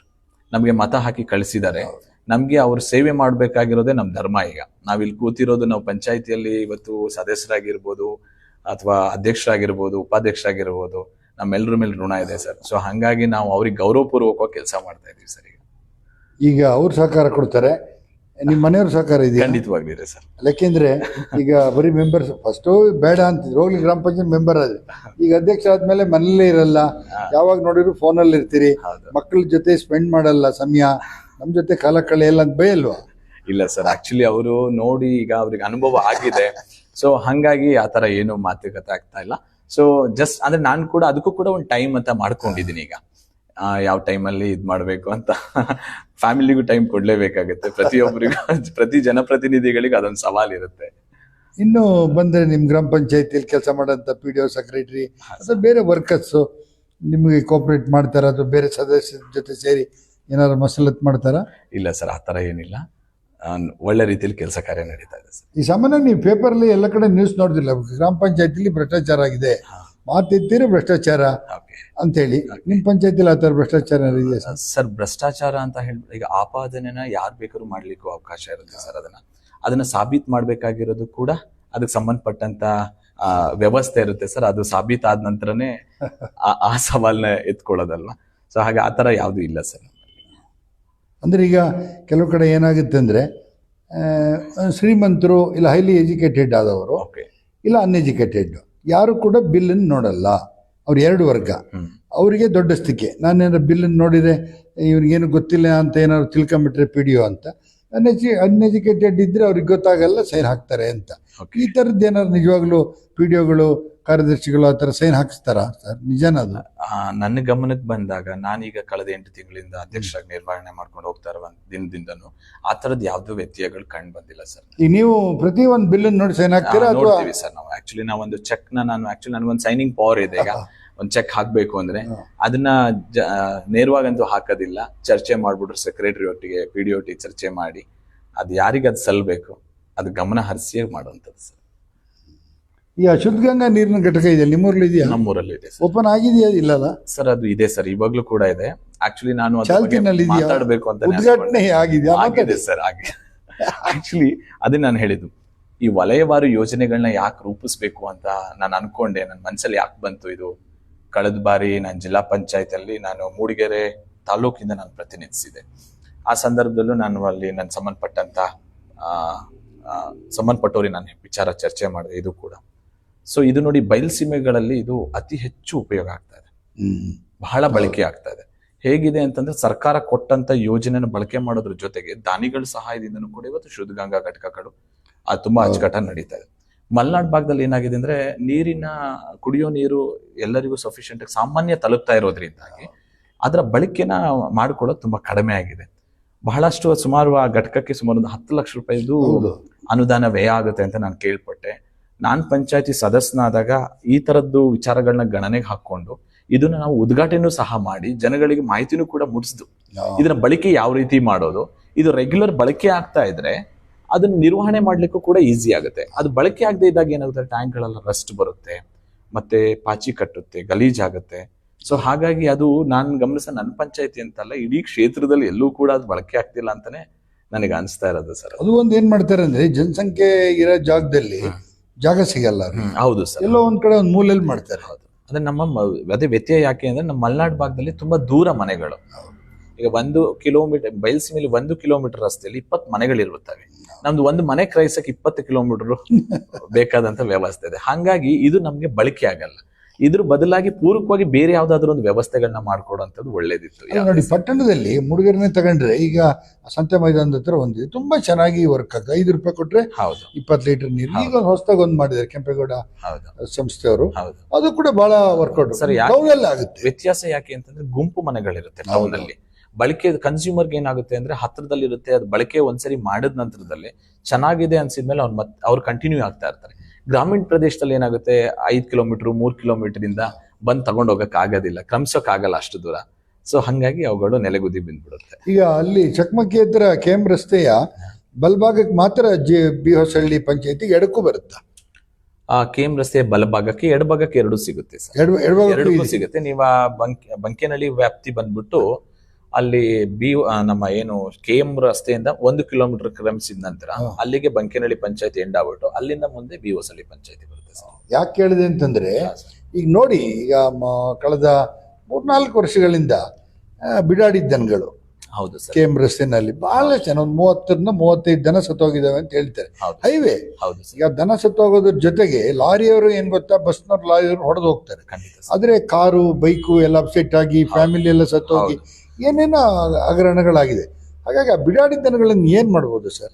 ಯಾರಿಗೆ ಕಂಪ್ಲೇಂಟ್ ಮಾಡೋದು? ನೀವ್ ಹೇಳಿರ್ತಕ್ಕಂಥ ಸತ್ಯ, ನಾನ್ ಕೂಡ ಅದನ್ನ ಗಣನೆಗೆ ಹಾಕೊಂಡಿದೀನಿ. ಪ್ರೆಸ್ ಮೀಟ್ ಗಳನ್ನೂ ಕೂಡ ನಾವು ಮಾಡಿದೀವಿ, ಮತ್ತೆ ನಮ್ಮ ಸ್ನೇಹಿತರುಗಳ ಜೊತೆ ಚರ್ಚೆ ಮಾಡಿದೀವಿ. ಅದನ್ನ ಈ ಏನು ದನ ಸಾಕಾಣಿಕೆ ಏನ್ ಮಾಡ್ತಾ ಇದ್ರು, ಹಿಂದೆ ನಮ್ದೆಲ್ಲರದ್ದು ಜೀವನ ನಿರ್ವಹಣೆ ಆಗ್ತಿತ್ತು. ಅದರಲ್ಲಿ ನಾವು ಹಾಲಿಗಾಗಿ ದನ ಸಾಕ್ತಾ ಇದ್ವಿ, ಕೃಷಿ ಭೂಮಿ ಗೊಬ್ಬರಕ್ಕಾಗಿ ದನ ಸಾಕ್ತಾ ಇದ್ವಿ. ಇವತ್ತೇನಾಗ್ಬಿಟ್ಟಿದೆ, ಆ ದನಗಳು ಕೆಲವರು ನಿರ್ವಹಣೆ ಮಾಡಕ್ ಆಗದೆ ಮತ್ತೆ ಅವು ರಸ್ತೆಗೆ ಬಂದ್ಬಿಟ್ಟಿದೆ ಈಗ. ಮತ್ತೆ ಅವು ಹೇಗಾಗಿದೆ ಪರಿಸ್ಥಿತಿ, ಆಹಾರದ್ದು ಕೂಡ ಕೊರತೆ ಆಗಿದೆ. ಆಮೇಲೆ ತುಂಬಾ ರಸ್ತೆ ಕಾದಂತ ಸಂದರ್ಭದಲ್ಲಿ, ಅಂದ್ರೆ ಶಾಖ ಇರೋಂತ ಸಂದರ್ಭದಲ್ಲಿ ಅವು ಬಂದು ರಸ್ತೆಗೆ ಮಲಗ್ತಾ ಇದೆ. ಅದು ಜಾಸ್ತಿ ಟರ್ನಿಂಗ್ಗಳಲ್ಲೇ. ಹೌದು ಸರ್. ಸೊ ಈ ನಿಟ್ಟಿನಲ್ಲಿ ನಾವು ಕಳೆದ ಕೆಲವು ಸಂದರ್ಭದ ಹಿಂದೆ ನಮ್ಮ ಏನು ವೆಟರ್ನರಿ ಡಿಪಾರ್ಟ್ಮೆಂಟ್ ಅಲ್ಲಿ ಮಾತಾಡಿದ್ದು, ಮುಂದೆ ಕೂಡ ಯಾವ್ದಾದ್ರು ನಮ್ಮ ತಾಲೂಕಲ್ಲಿ ಒಂದು ದೊಡ್ಡ, ಕನಿಷ್ಠ ಒಂದು 15-20 ಎಕರೆಯಲ್ಲಿ ಒಂದು ದೊಡ್ಡ ಗೋಶಾಲೆ ನಿರ್ಮಾಣ ಮಾಡಿ ಅದನ್ನ ಯಾವ್ದಾದ್ರು ಒಂದು NGOಗೆ ಕೊಡೋದು ಬಹಳ ಒಳ್ಳೇದು ಅಂತ ಹೇಳ್ಬಿಟ್ಟು, ಅವಾಗ ಏನಾಗುತ್ತೆ, ಈ ರಸ್ತೆಯಲ್ಲಿ ಇರ್ತಕ್ಕಂಥ ಎಲ್ಲಾ ದನಗಳನ್ನು ನಾವು ಅಲ್ಲಿಗೆ ವರ್ಗಾಯಿಸ್ಬಿಟ್ಟು, ಸೊ ಅವುಗಳು ಅಲ್ಲಿ ಅದರಿಂದ ಯಾವ್ದಾದ್ರು ಒಂದು NGO ಕೊಡೋದ್ರಿಂದ ಅದರ ಉತ್ಪತ್ತಿ ಇರುತ್ತಲ್ಲ, ಹಾಲು ಇರ್ಬೋದು ಅಥವಾ ಸಗಣಿ ಇರ್ಬೋದು, ಇದೆಲ್ಲದಕ್ಕೂ ಕೂಡ ಒಂದು ಸಂಗ್ರಹ ಮಾಡಿ ಅದನ್ನ ಮಾರ್ಕೆಟಿಂಗ್ ಮಾಡ್ಲಿಕ್ಕೂ ಕೂಡ ಅನುಕೂಲ ಆಗುತ್ತೆ. ದನಗಳು ಕೂಡ ಆರೋಗ್ಯವಾಗಿ ಬದುಕ್ತವೆ ಅನ್ನೋದೊಂದು ಆಲೋಚನೆ ಇದೆ ಸರ್. ಅದಕ್ಕೆ ಪೂರಕವಾಗಿ ನಾವು ನಿನ್ನೆ ಒಂದು ಇಂಟರ್ವ್ಯೂ ಮಾಡಿದ್ವಿ ನೋಡಿ, ಹುಯಿಗೆರೆ ಹತ್ರ ಇರ್ತಕ್ಕಂಥ ಒಂದು ಗೋಶಾಲೆ. ಹೌದು ಸರ್. ಅವರು ನಾನು ಕೇಳಿದಾಗ ಅವ್ರು ಹೇಳಿದ್ರು ಎಷ್ಟು ದನಗಳನ್ನು ಬೇಕಾದ್ರೂ ತಗೊಂತೀನಿ. ಹೌದು. ಅವ್ರು 212 ದನಗಳಿದೆ ಈಗ. ಹೌದು ಸರ್. ಅವರು ಅವ್ರ ಜೀವನದ ಕೊನೆಯ ಅವಧಿನಲ್ಲಿ 1,000 ದನಕ್ಕೆ ಅದನ್ನ ಎಕ್ಸ್ಟೆಂಡ್ ಮಾಡ್ತೀನಿ ಅಂತ ಹೇಳಿದ್ದಾರೆ. ಇವತ್ತು ಪ್ರೆಸೆಂಟ್ ಅವರು ಕೂಡ ತಗೊಳೋದಕ್ಕೆ ರೆಡಿ ಇದ್ದೀನಿ ನಾನು ಹೌದು ಅಂತ. ಅದೇನು ಆಧಾರ್ ಕಾರ್ಡು ಅದೇನೋ ಹೇಳಿ ಡಾಕ್ಯುಮೆಂಟ್ ಅಷ್ಟು ಇದ್ರೆ ಸಾಕು, ಹೌದು ಮತ್ತೆ ನೋಡೋಣ ಅಂತ. ಹಾಗಾಗಿ ನೀವು ಒಂದ್ಸರಿ ಈ ಗ್ರಾಮ ಪಂಚಾಯತಿನಲ್ಲಿ ಎಲ್ಲ ಇಡೀ ಗ್ರಾಮಕ್ಕೆ ತಿಳಿಸ್ಬಿಟ್ಟು ಖಂಡಿತ. ಒಂದ್ಸಾರ ಡಂಗುರ ಹೊಡಿಸ್ತಾ ಇದ್ರಿ, ನೀವು ಪಾಂಪ್ಲೆಟ್ ಎಲ್ಲ ಮಾಡಿ ಹೌದು ಸರ್. ಅವ್ರಿಗೊಂದು ಸಮಯ ಕೊಟ್ಟು ಹೌದು ಸರ್. 15 ಡೇಸ್ ಅಥವಾ ಒಂದು ತಿಂಗಳೊಳಗಡೆ ಹೌದು ರಸ್ತೆಯಲ್ಲಿ ಯಾವ ದನ ಇದೆ ಅದನ್ನ ಪೊಲೀಸ್ ಪರ್ಮಿಷನ್ ತಗೊಂಡು, ಚಿಕ್ಕಮಗಳೂರಿನಲ್ಲಿ SP ಅವರೇ ನೋಡಿ ಎಲ್ಲ ದನಗಳನ್ನ ಹಿಡಿದು ಕಳಿಸ್ಕೊಟ್ಟಿದ್ದಾರೆ. ಹಂಗೆ ಆ ಥರದ್ದೊಂದು ಹೊಸ ಕಾನ್ಸೆಪ್ಟ್ ಯಾಕೆ ಸರ್ ಮಾಡಿದ್ದೀವಿ ಸರ್. ಈಗ ನಿನ್ನೆ ತಾನೇ ನನಗೆ ಮೊನ್ನೆ ಪಂಚಾಯತಿಯಲ್ಲಿ ನಮ್ದು ಸಭೆ ನಡೆದಿದೆ, ಸಾಮಾನ್ಯ ಸಭೆ ನಡೆದಿದೆ. ಅದರಲ್ಲೂ ಕೂಡ ಒಂದು ರೆಸಲ್ಯೂಷನ್ ಕೂಡ ನಾವು ಮಾಡ್ಕೊಂಡಿದೀವಿ. ಇದನ್ನ ನಾವು ಜನಸಾಮಾನ್ಯರಿಗೆ ಮುಂಚಿತವಾಗಿ ವಿಚಾರ ಮೂಡಿಸಿ ಅವರು ಜನ ಸಾಕಾಣಿಕೆ ಮಾಡ್ತಿರೋ ದನಗಳನ್ನ ಅವ್ರು ಸಾಕಿ ನಿರ್ವಹಣೆ ಮಾಡಬೇಕು. ಮಿಕ್ಕಂತ ಏನು ಬೀಡಾಡಿ ದನಗಳಿದೆ ಅದನ್ನ ನಾವು ಪಂಚಾಯತ್ ಮುಖಾಂತರ ಅವುಗಳನ್ನ ಬೇರೆ ಕಡೆಗೆ ವರ್ಗಾವಣೆ ಮಾಡಿಬಿಟ್ಟು ನಾವು ಒಂದ್ 2-3 ಈ ಗೋಶಾಲೆಗಳನ್ನ ಎನ್ಕ್ವೈರಿ ಮಾಡ್ತಾ ಇದೀನಿ. ಅದ್ರಲ್ಲಿ ಎಲ್ಲಿ ಅದನ್ನ ಹೆಚ್ಚು ಬಿಟ್ಕೊಳಕ್ ಆಸಕ್ತಿ ತೋರ್ತಾರೆ ಅಲ್ಲಿ ಕಳಿಸೋಣ. ಬಾಳವನವ್ರ ಹತ್ರ ಹೇರೂರ್ ಅಂತ ಹಾ ಸರ್, ಅಲ್ಲೂ ಒಂದು ಇದೆ. ಇಲ್ಲಿ ಮೂಡಿಗೆರೆ ತಾಲೂಕಲ್ಲಿ ಬಿಜೆಪಿ ಗವರ್ಮೆಂಟ್ ಇತ್ತು, ಅವರೇ ಹೆಚ್ಚು ಗೋಶಾಲೆ ಬಗ್ಗೆ ಹಾರಾಟ, ಹೋರಾಟ, ಚೀರಾಟ, ಕೂಗಾಟ ಎಲ್ಲ ಮಾಡಿದ್ದು. ಮಾಡಲಿಲ್ಲ ದೇವರದಿಂದ. ಹಾಗಾಗಿ ಈಗ ಹುಯಿಗೆರೆನಲ್ಲಿ ಮಾಡೋದು. ನಾನು ಹೋಗಿದ್ದೆ ಮೊನ್ನೆ, ಅಲ್ಲೂ ಚಿತ್ರೀಕರಣ ಮಾಡಿದ್ವಿ. ಇನ್ನು ಅವ್ರನ್ನ ಕರೆದಿದ್ದೆ. ಆಗ ಅವ್ರು ಹೇಳಿದ್ರು ಎಷ್ಟೇ ದನ ಇದ್ರು ಕೂಡ ನಾವು ತಗೊಂತೀವಿ, ಬಟ್ ಕಾಲು ಬಾಯಿ ರೋಗ ಇಲ್ಲದೆ ಹೋದ್ರೆ ಒಂದಷ್ಟು ಒಳ್ಳೇದು. ನಿನ್ನೆನೂ 2 ಆಕ್ಸಿಡೆಂಟ್ ಆದ ದನಗಳು ಬಂದು ಅಂತ ಹೇಳ್ತಾ ಇದ್ರು. ಹಾಗಾಗಿ ಹೊಸದಾಗಿ ನಿಮ್ಗೀಗ ಈ ಬಿಡಾಡಿ ದನಗಳನ್ನು ಹಿಡಿದು ಲಾರಿಗೆ ತುಂಬಿ ಗೋಶಾಲೆಗೆ ಬಿಡಕ್ಕೆ ಯಾರ್ದು ಪರ್ಮಿಷನ್ ಬೇಕು ಸರ್? ಆಕ್ಚುಲಿ ನಾವು ವೆಟರ್ನರಿ ಡಿಪಾರ್ಟ್ಮೆಂಟ್ ಇಂದ ಸಂಬಂಧ, ಅಂದ್ರೆ ನಾವು ಪಂಚಾಯತಿಯವರೇ ಆಗಿರೋದ್ರಿಂದ ಪಂಚಾಯತಿ ಸುಪ್ರೀಂ ಇದೀವಿ. ನಾವು ಜನಸಾಮಾನ್ಯರಿಗೆ ಏನು ವಿಚಾರಗಳನ್ನ ಮೂಡಿಸಿ ಅವ್ರಿಗೆ ಮಾಹಿತಿ ಕೊಡೋದ್ರ ಮುಖಾಂತರ ಅದು ಸಂಬಂಧಪಟ್ಟ ವ್ಯವಸ್ಥೆಗಳನ್ನ ನಾವು ಮಾಡ್ಕೊಂಡು ಅದನ್ನ ಸ್ಥಳಾಂತರಿಸಲಿಕ್ಕೆ ಪರ್ಮಿಷನ್ ನಿಮಗೆ ಬೇಕಾಗಲ್ಲ ಮೋಸ್ಟ್ಲಿ. ಖಂಡಿತ. ಹಾಗಾಗಿ ನೋಡಿ, ಗ್ರಾಮದಲ್ಲಿ ಒಂದಷ್ಟು ನಾಳೆಯಿಂದನೇ ಶುರು ಮಾಡಿ ಒಂದಷ್ಟು ಹ್ಯಾಂಡ್ ಬಿಲ್ ಮಾಡಿಸಿ ಎಲ್ಲರಿಗೂ ಹಂಚ್ಬಿಟ್ಟು ಸಂಘ ಸಂಸ್ಥೆಗಳೊಟ್ಟಿಗೆ ಮಾತಾಡಿದೀನಿ ಅದಕ್ಕೆ ಸಂಬಂಧಪಟ್ಟಂತದ್ದು. ಅಂದ್ರೆ ಹಸುಗಳಿಗೆ ಸಂಬಂಧಪಟ್ಟ ಹಾಗೇನೆ ಅದು ವರ್ಗಾವಣೆ ಮಾಡೋದು ಸುಲಭ ಇಲ್ಲ. ಯಾಕಂತಂದ್ರೆ ತುಂಬಾ ಕಾಂಟ್ರವರ್ಷಿಯಲ್ ವ್ಯವಸ್ಥೆ ಇದೆ. ಅದು ಕಾಂಟ್ರವರ್ಷಿಯಲ್ ಆಗುತ್ತೆ ಅಂದ್ರೆ ಫಸ್ಟ್ ನೀವು ಜನಗಳಿಗೆ ತಿಳಿಸ್ಬಿಡಿ. ಖಂಡಿತ ನಾವು ಜನಗಳಿಗೆ ಮಾಹಿತಿ ಮುಟ್ಸಿ ಅದನ್ನ ಸ್ಥಳಾಂತರಿಸಂತ 10ನೇ ತಾರೀಕು. ಈಗ 25ನೇ ತಾರೀಕುವರೆಗೆ ನಿಮ್ಗೆ ಅವಕಾಶ. 25ರ ನಂತರ ರಸ್ತೆನಲ್ಲಿ ಯಾವ ದನಗಳಿರುತ್ತೆ ಮೊದಲು ಏನ್ ಮಾಡಿ ಗೊತ್ತಾ ಸರ್? ಮೊದಲು ರಾತ್ರಿ 7 ಗಂಟೆ ಮೇಲೆ ಇರೋ ದನ ಹಿಡಿದ್ಬಿಡಿ, ಹಗಲ್ ಬೇಡ. ಅವಾಗ ನೀವು ಇಷ್ಟೆಲ್ಲ ವ್ಯವಸ್ಥೆ ಹೇಳಿದ್ರು, ಅವನು ಓನರ್ ಆಗಿದ್ರು ಕೂಡ ಅವ್ನ ಮನೆಗೆ ಕರ್ಕೋಬೋಗ್ತಾನೆ, ಅದನ್ನ ಹೊಡ್ಕೊಂಡು ಹೋಗ್ಬೇಕು. ಈಗ 7 ಅಥವಾ 8 ಗಂಟೆ ಮೇಲೆ ಯಾವ ರಸ್ತೆನಲ್ಲಿ ಇರ್ತವೆ ಅವನ್ನೆಲ್ಲ ನಾವು ಸಾಗಿಸ್ತೀವಿ ಅಂತ ಹೇಳಿ ಒಂದು 4 ದನ ಸಾಗಿಸಿ ಮತ್ತೆ ಗೊತ್ತಾಗುತ್ತೆ, ಏನು ತೊಂದರೆ ಆಗಲ್ಲ. ಖಂಡಿತವಾಗ್ಲಿ ಸರ್, ಮಾಡ್ತೀವಿ ಸರ್. ಅದೊಂದು ಮಾಡಿ ಸರ್. ಖಂಡಿತವಾಗ್ಲಿ. ಈಗ ನಾಡ್ದು KDP ಸಭೆ ಮಾಡೋದಿದೆ ಪಂಚಾಯತಿಯಲ್ಲಿ. ಅವತ್ತು ನಮ್ಮ ವೆಟರ್ನರಿ ಡಿಪಾರ್ಟ್ಮೆಂಟ್ ಅವ್ರು ಕೂಡ ಇರ್ತಾರೆ. ಸೊ ಅವತ್ತು ನಾವು ಮಾಹಿತಿನ ಕಲೆ ಹಾಕಿ, ಅಂದ್ರೆ ಕೆಲವೊಂದು ಇನ್ಶೂರ್ ಹಸುಗಳಿದೆ, ಅಂದ್ರೆ ಕಿವಿಗೆ ಓಲೆ ಹಾಕಿರ್ತಾರೆ. ಸೊ ಆ ಸಂಬಂಧಪಟ್ಟಂತ ಯಾವ್ಯಾವ ಬ್ಯಾಂಕಿಂದ ಸಾಲ ತಗೊಂಡಂತದ್ದು ಇರುತ್ತೆ. ಹಂಗ ಅವೆಲ್ಲ ಮಾಹಿತಿ ಸಂಗ್ರಹ ಮಾಡಿ, ಅಂದ್ರೆ ಪ್ರತಿ ನನ್ನ ಊರಲ್ಲಿ ಒಂದು 500 ಮನೆಗಳಿದೆ. ಈಗ ದನ ಸಾಕಾಣಿಕೆದಾರರದೆಲ್ಲ ಪಟ್ಟಿ ತೆಕ್ಕೊಂಡು ಯಾರ್ಯಾರ ಮನೇಲಿ ಎಷ್ಟೆಲ್ಲ ಸಾಕ್ತಾ ಇದಾರೆ ದನಗಳು, ನಂತರದ ನಾವು ಹಿಡಿಯುವಂತ ದಿನಗಳಲ್ಲಿ ಅವ್ರು ಅದನ್ನ ಭದ್ರಪಡಿಸ್ಕೋಬೇಕು.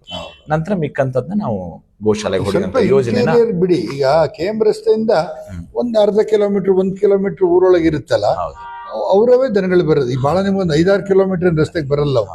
ಹಾಗಾಗಿ ಆ 1 ಕಿಲೋಮೀಟರ್ ಒಳಗಡೆ ಫಸ್ಟ್ ಏನೋ ಒಂದು ಮಾಡಿ ಸರ್ಕಾರದ ಪರ್ಮಿಷನ್ ತಗೊಂಬೇಕ ನೋಡಿ. ಇಲ್ಲ SP ಅವ್ರ ಮನೆಯಲ್ಲಿ ಅವರೇ ದನ ಹಿಡಿತಿದ್ರು ಬೆರ್ಸಾಡಿ, ಅವ್ರನ್ನು ಕೇಳಿ, ಪೊಲೀಸ್ ಇಲಾಖೆನ ಸರ್ಕಲ್ ಇನ್ಸ್ಪೆಕ್ಟರ್ ಕೇಳಿ ಏನ್ ಅರ್ಜಿ ಕೊಡಬೇಕಾಗಿ. ಈಗ ನೀವು ಗ್ರಾಮ ಪಂಚಾಯತಿನ ಸುಪ್ರೀಂ ಇರೋದ್ರಿಂದ ಒಂದು ಡಿಸಿಷನ್ ತಗೊಬೇಕು ಸರ್. ಇಲ್ಲಿ ನಮ್ಗೆ ಏನಾಗುತ್ತೆ ಅಂದ್ರೆ ಲೋಕಲ್ನವರು ಅಂತಲ್ಲ, ಹೊರಗಡೆಯಿಂದ ಬಂದಂತವ್ರು ಇವತ್ತು ಹೈವೇನಲ್ಲಿ ಸಾವಿರಾರು ವೆಹಿಕಲ್ ಘಟನಾವಳಿಗಳಾಗಿದೆ ಸರ್. ನಾವು ಕೂಡ ಗಮನಿಸಿದೀವಿ. ನಾನೇ ನಮ್ಮ ಹ್ಯಾಂಡ್ ಪೋಸ್ಟ್ ಇಂದ ಬಂಡ್ಕಲ್ ಹೋಗೋ ದಾರಿಯಲ್ಲಿ ಸುಮಾರು ಇನ್ಸಿಡೆಂಟ್ಗಳು ಖಂಡಿತ 32-33 ಆಗಿದೆ ಸತ್ತೋಗಿರೋದು. ಜನ ಪೆಟ್ಟಾಗಿ ಬೈಕಲ್ಲಿ ಬಿದ್ದು ತುಂಬಾ ಅನಾಹುತಗಳಾಗಿದೆ ಸರ್. ಖಂಡಿತ. ಈಗ ಸುಮಾರು ಹೊತ್ತು ಮಾತಾಡಿದ್ವಿ ಸರ್, 3/4 ಗಂಟೆ ಆಯ್ತು.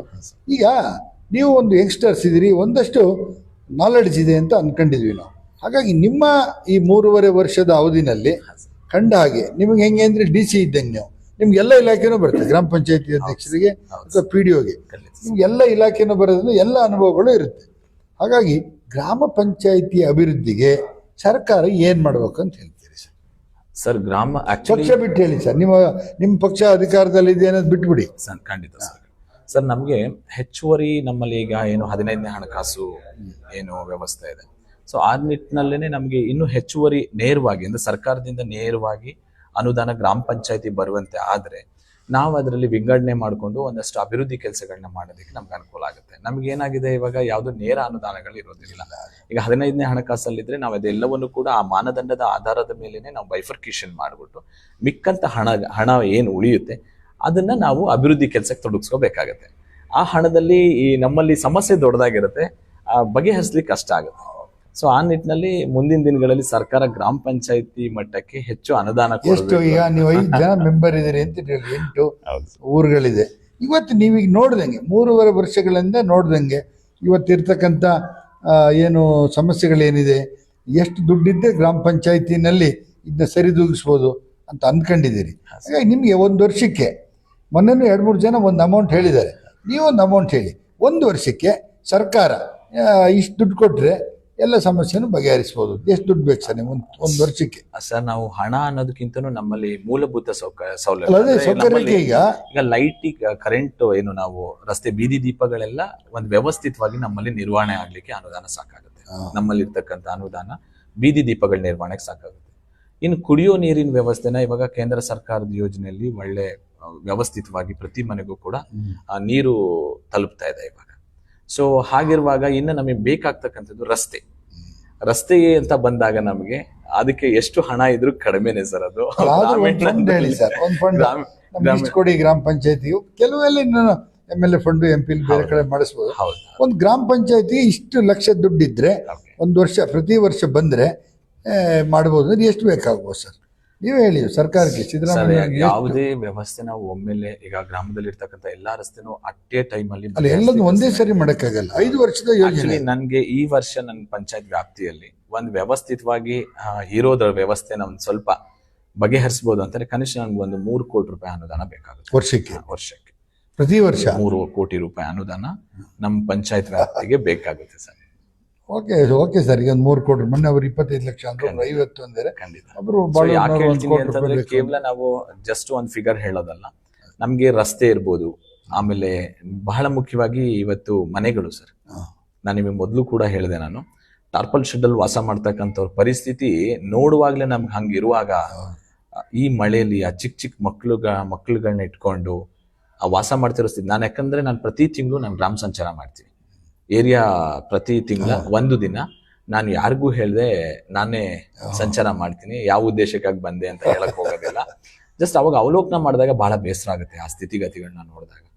ಸೊ ಅವುಗಳು ಮೊದಲು ಬಗೆಹರಿಬೇಕು ಅನ್ನೋದು ಒಂದು ಆಲೋಚನೆ ಸರ್. ಅದಕ್ಕಾಗಿ ಆ ಮೊತ್ತದ ಅನುದಾನ ಇದ್ರೆ ನಾವೊಂದು ಗ್ರಾಮದಲ್ಲಿ ಒಂದು ಸುಭಿಕ್ಷತೆನ ಕಾಪಾಡ್ಕೋಬಹುದು. ನಿಮ್ಗೆ ಯಾಕೆ ಅನುದಾನ ಕೊಡಲ್ಲ ಅಂದ್ರೆ ನೋಡಿ, ಅವರು ದುಡ್ಡು ಕೊಟ್ಟ ಮೇಲೆ ಸರ್ಕಾರ ನೀವು ಆಕ್ಷನ್ ಪ್ಲಾನ್ ಮಾಡಿ. ಹೌದು ಸರ್. ಬೇರೆ ಕಡೆ ಎಲ್ಲ ಹಂಗಲ್ಲ. ಬೇರೆ ಡಿಪಾರ್ಟ್ಮೆಂಟ್ ಅಲ್ಲಿ ಆಕ್ಷನ್ ಪ್ಲಾನ್ ಮಾಡಿ ಕಳಿಸಿದ್ದಕ್ಕೆ ದುಡ್ಡು ಬರುತ್ತೆ. ಹೌದು ಸರ್. ಇದು ನಾನು ಹೇಳೋದು ಬದಲಾಗಬೇಕು. ಗ್ರಾಮ ಪಂಚಾಯತಿ ಆಕ್ಷನ್ ಪ್ಲಾನಿಗೆ 27 ಜನ 28 ಜನ ಮೆಂಬರು ಇದ್ದಾರೆ, 5 ಜನ ಮೆಂಬರು ಇದ್ದಾರೆ. ಹಾಗಾಗಿ ಈಗ ಇಷ್ಟೇ ಒಂದ್ ಕಡೆ ಕೊಡೋದು ಕೋಟಿ ಲಕ್ಷ ಅನ್ನೋದಕ್ಕಿಂತ ಆಕ್ಷನ್ ಪ್ಲಾನ್ ಏನ್ ಮಾಡಿರ್ತೀರಿ ಅದಕ್ಕೆ ದುಡ್ಡು ಕೊಟ್ರೆ ಸರ್ಕಾರ ಅಲ್ವಾ, ಅವಾಗ ಗ್ರಾಮ ಪಂಚಾಯತಿ ಉದ್ಧಾರ ಆಗಕ್ಕೆ ಸಾಧ್ಯ. ನೀವು ಹೇಳಿರ್ತಕ್ಕಂಥದ್ದು ರೈಟ್. ಯಾಕೆ ಅಂತಂದ್ರೆ ನೀವು ಹೇಳಿದಂಗೆ ಬೇರೆ ಇಲಾಖೆಗಳಲ್ಲಿ ಆಕ್ಷನ್ ಪ್ಲಾನ್ ಮಾಡಿದ್ಮೇಲೆ ಅದಕ್ಕೆ ಅನುದಾನ ಬರುತ್ತೆ.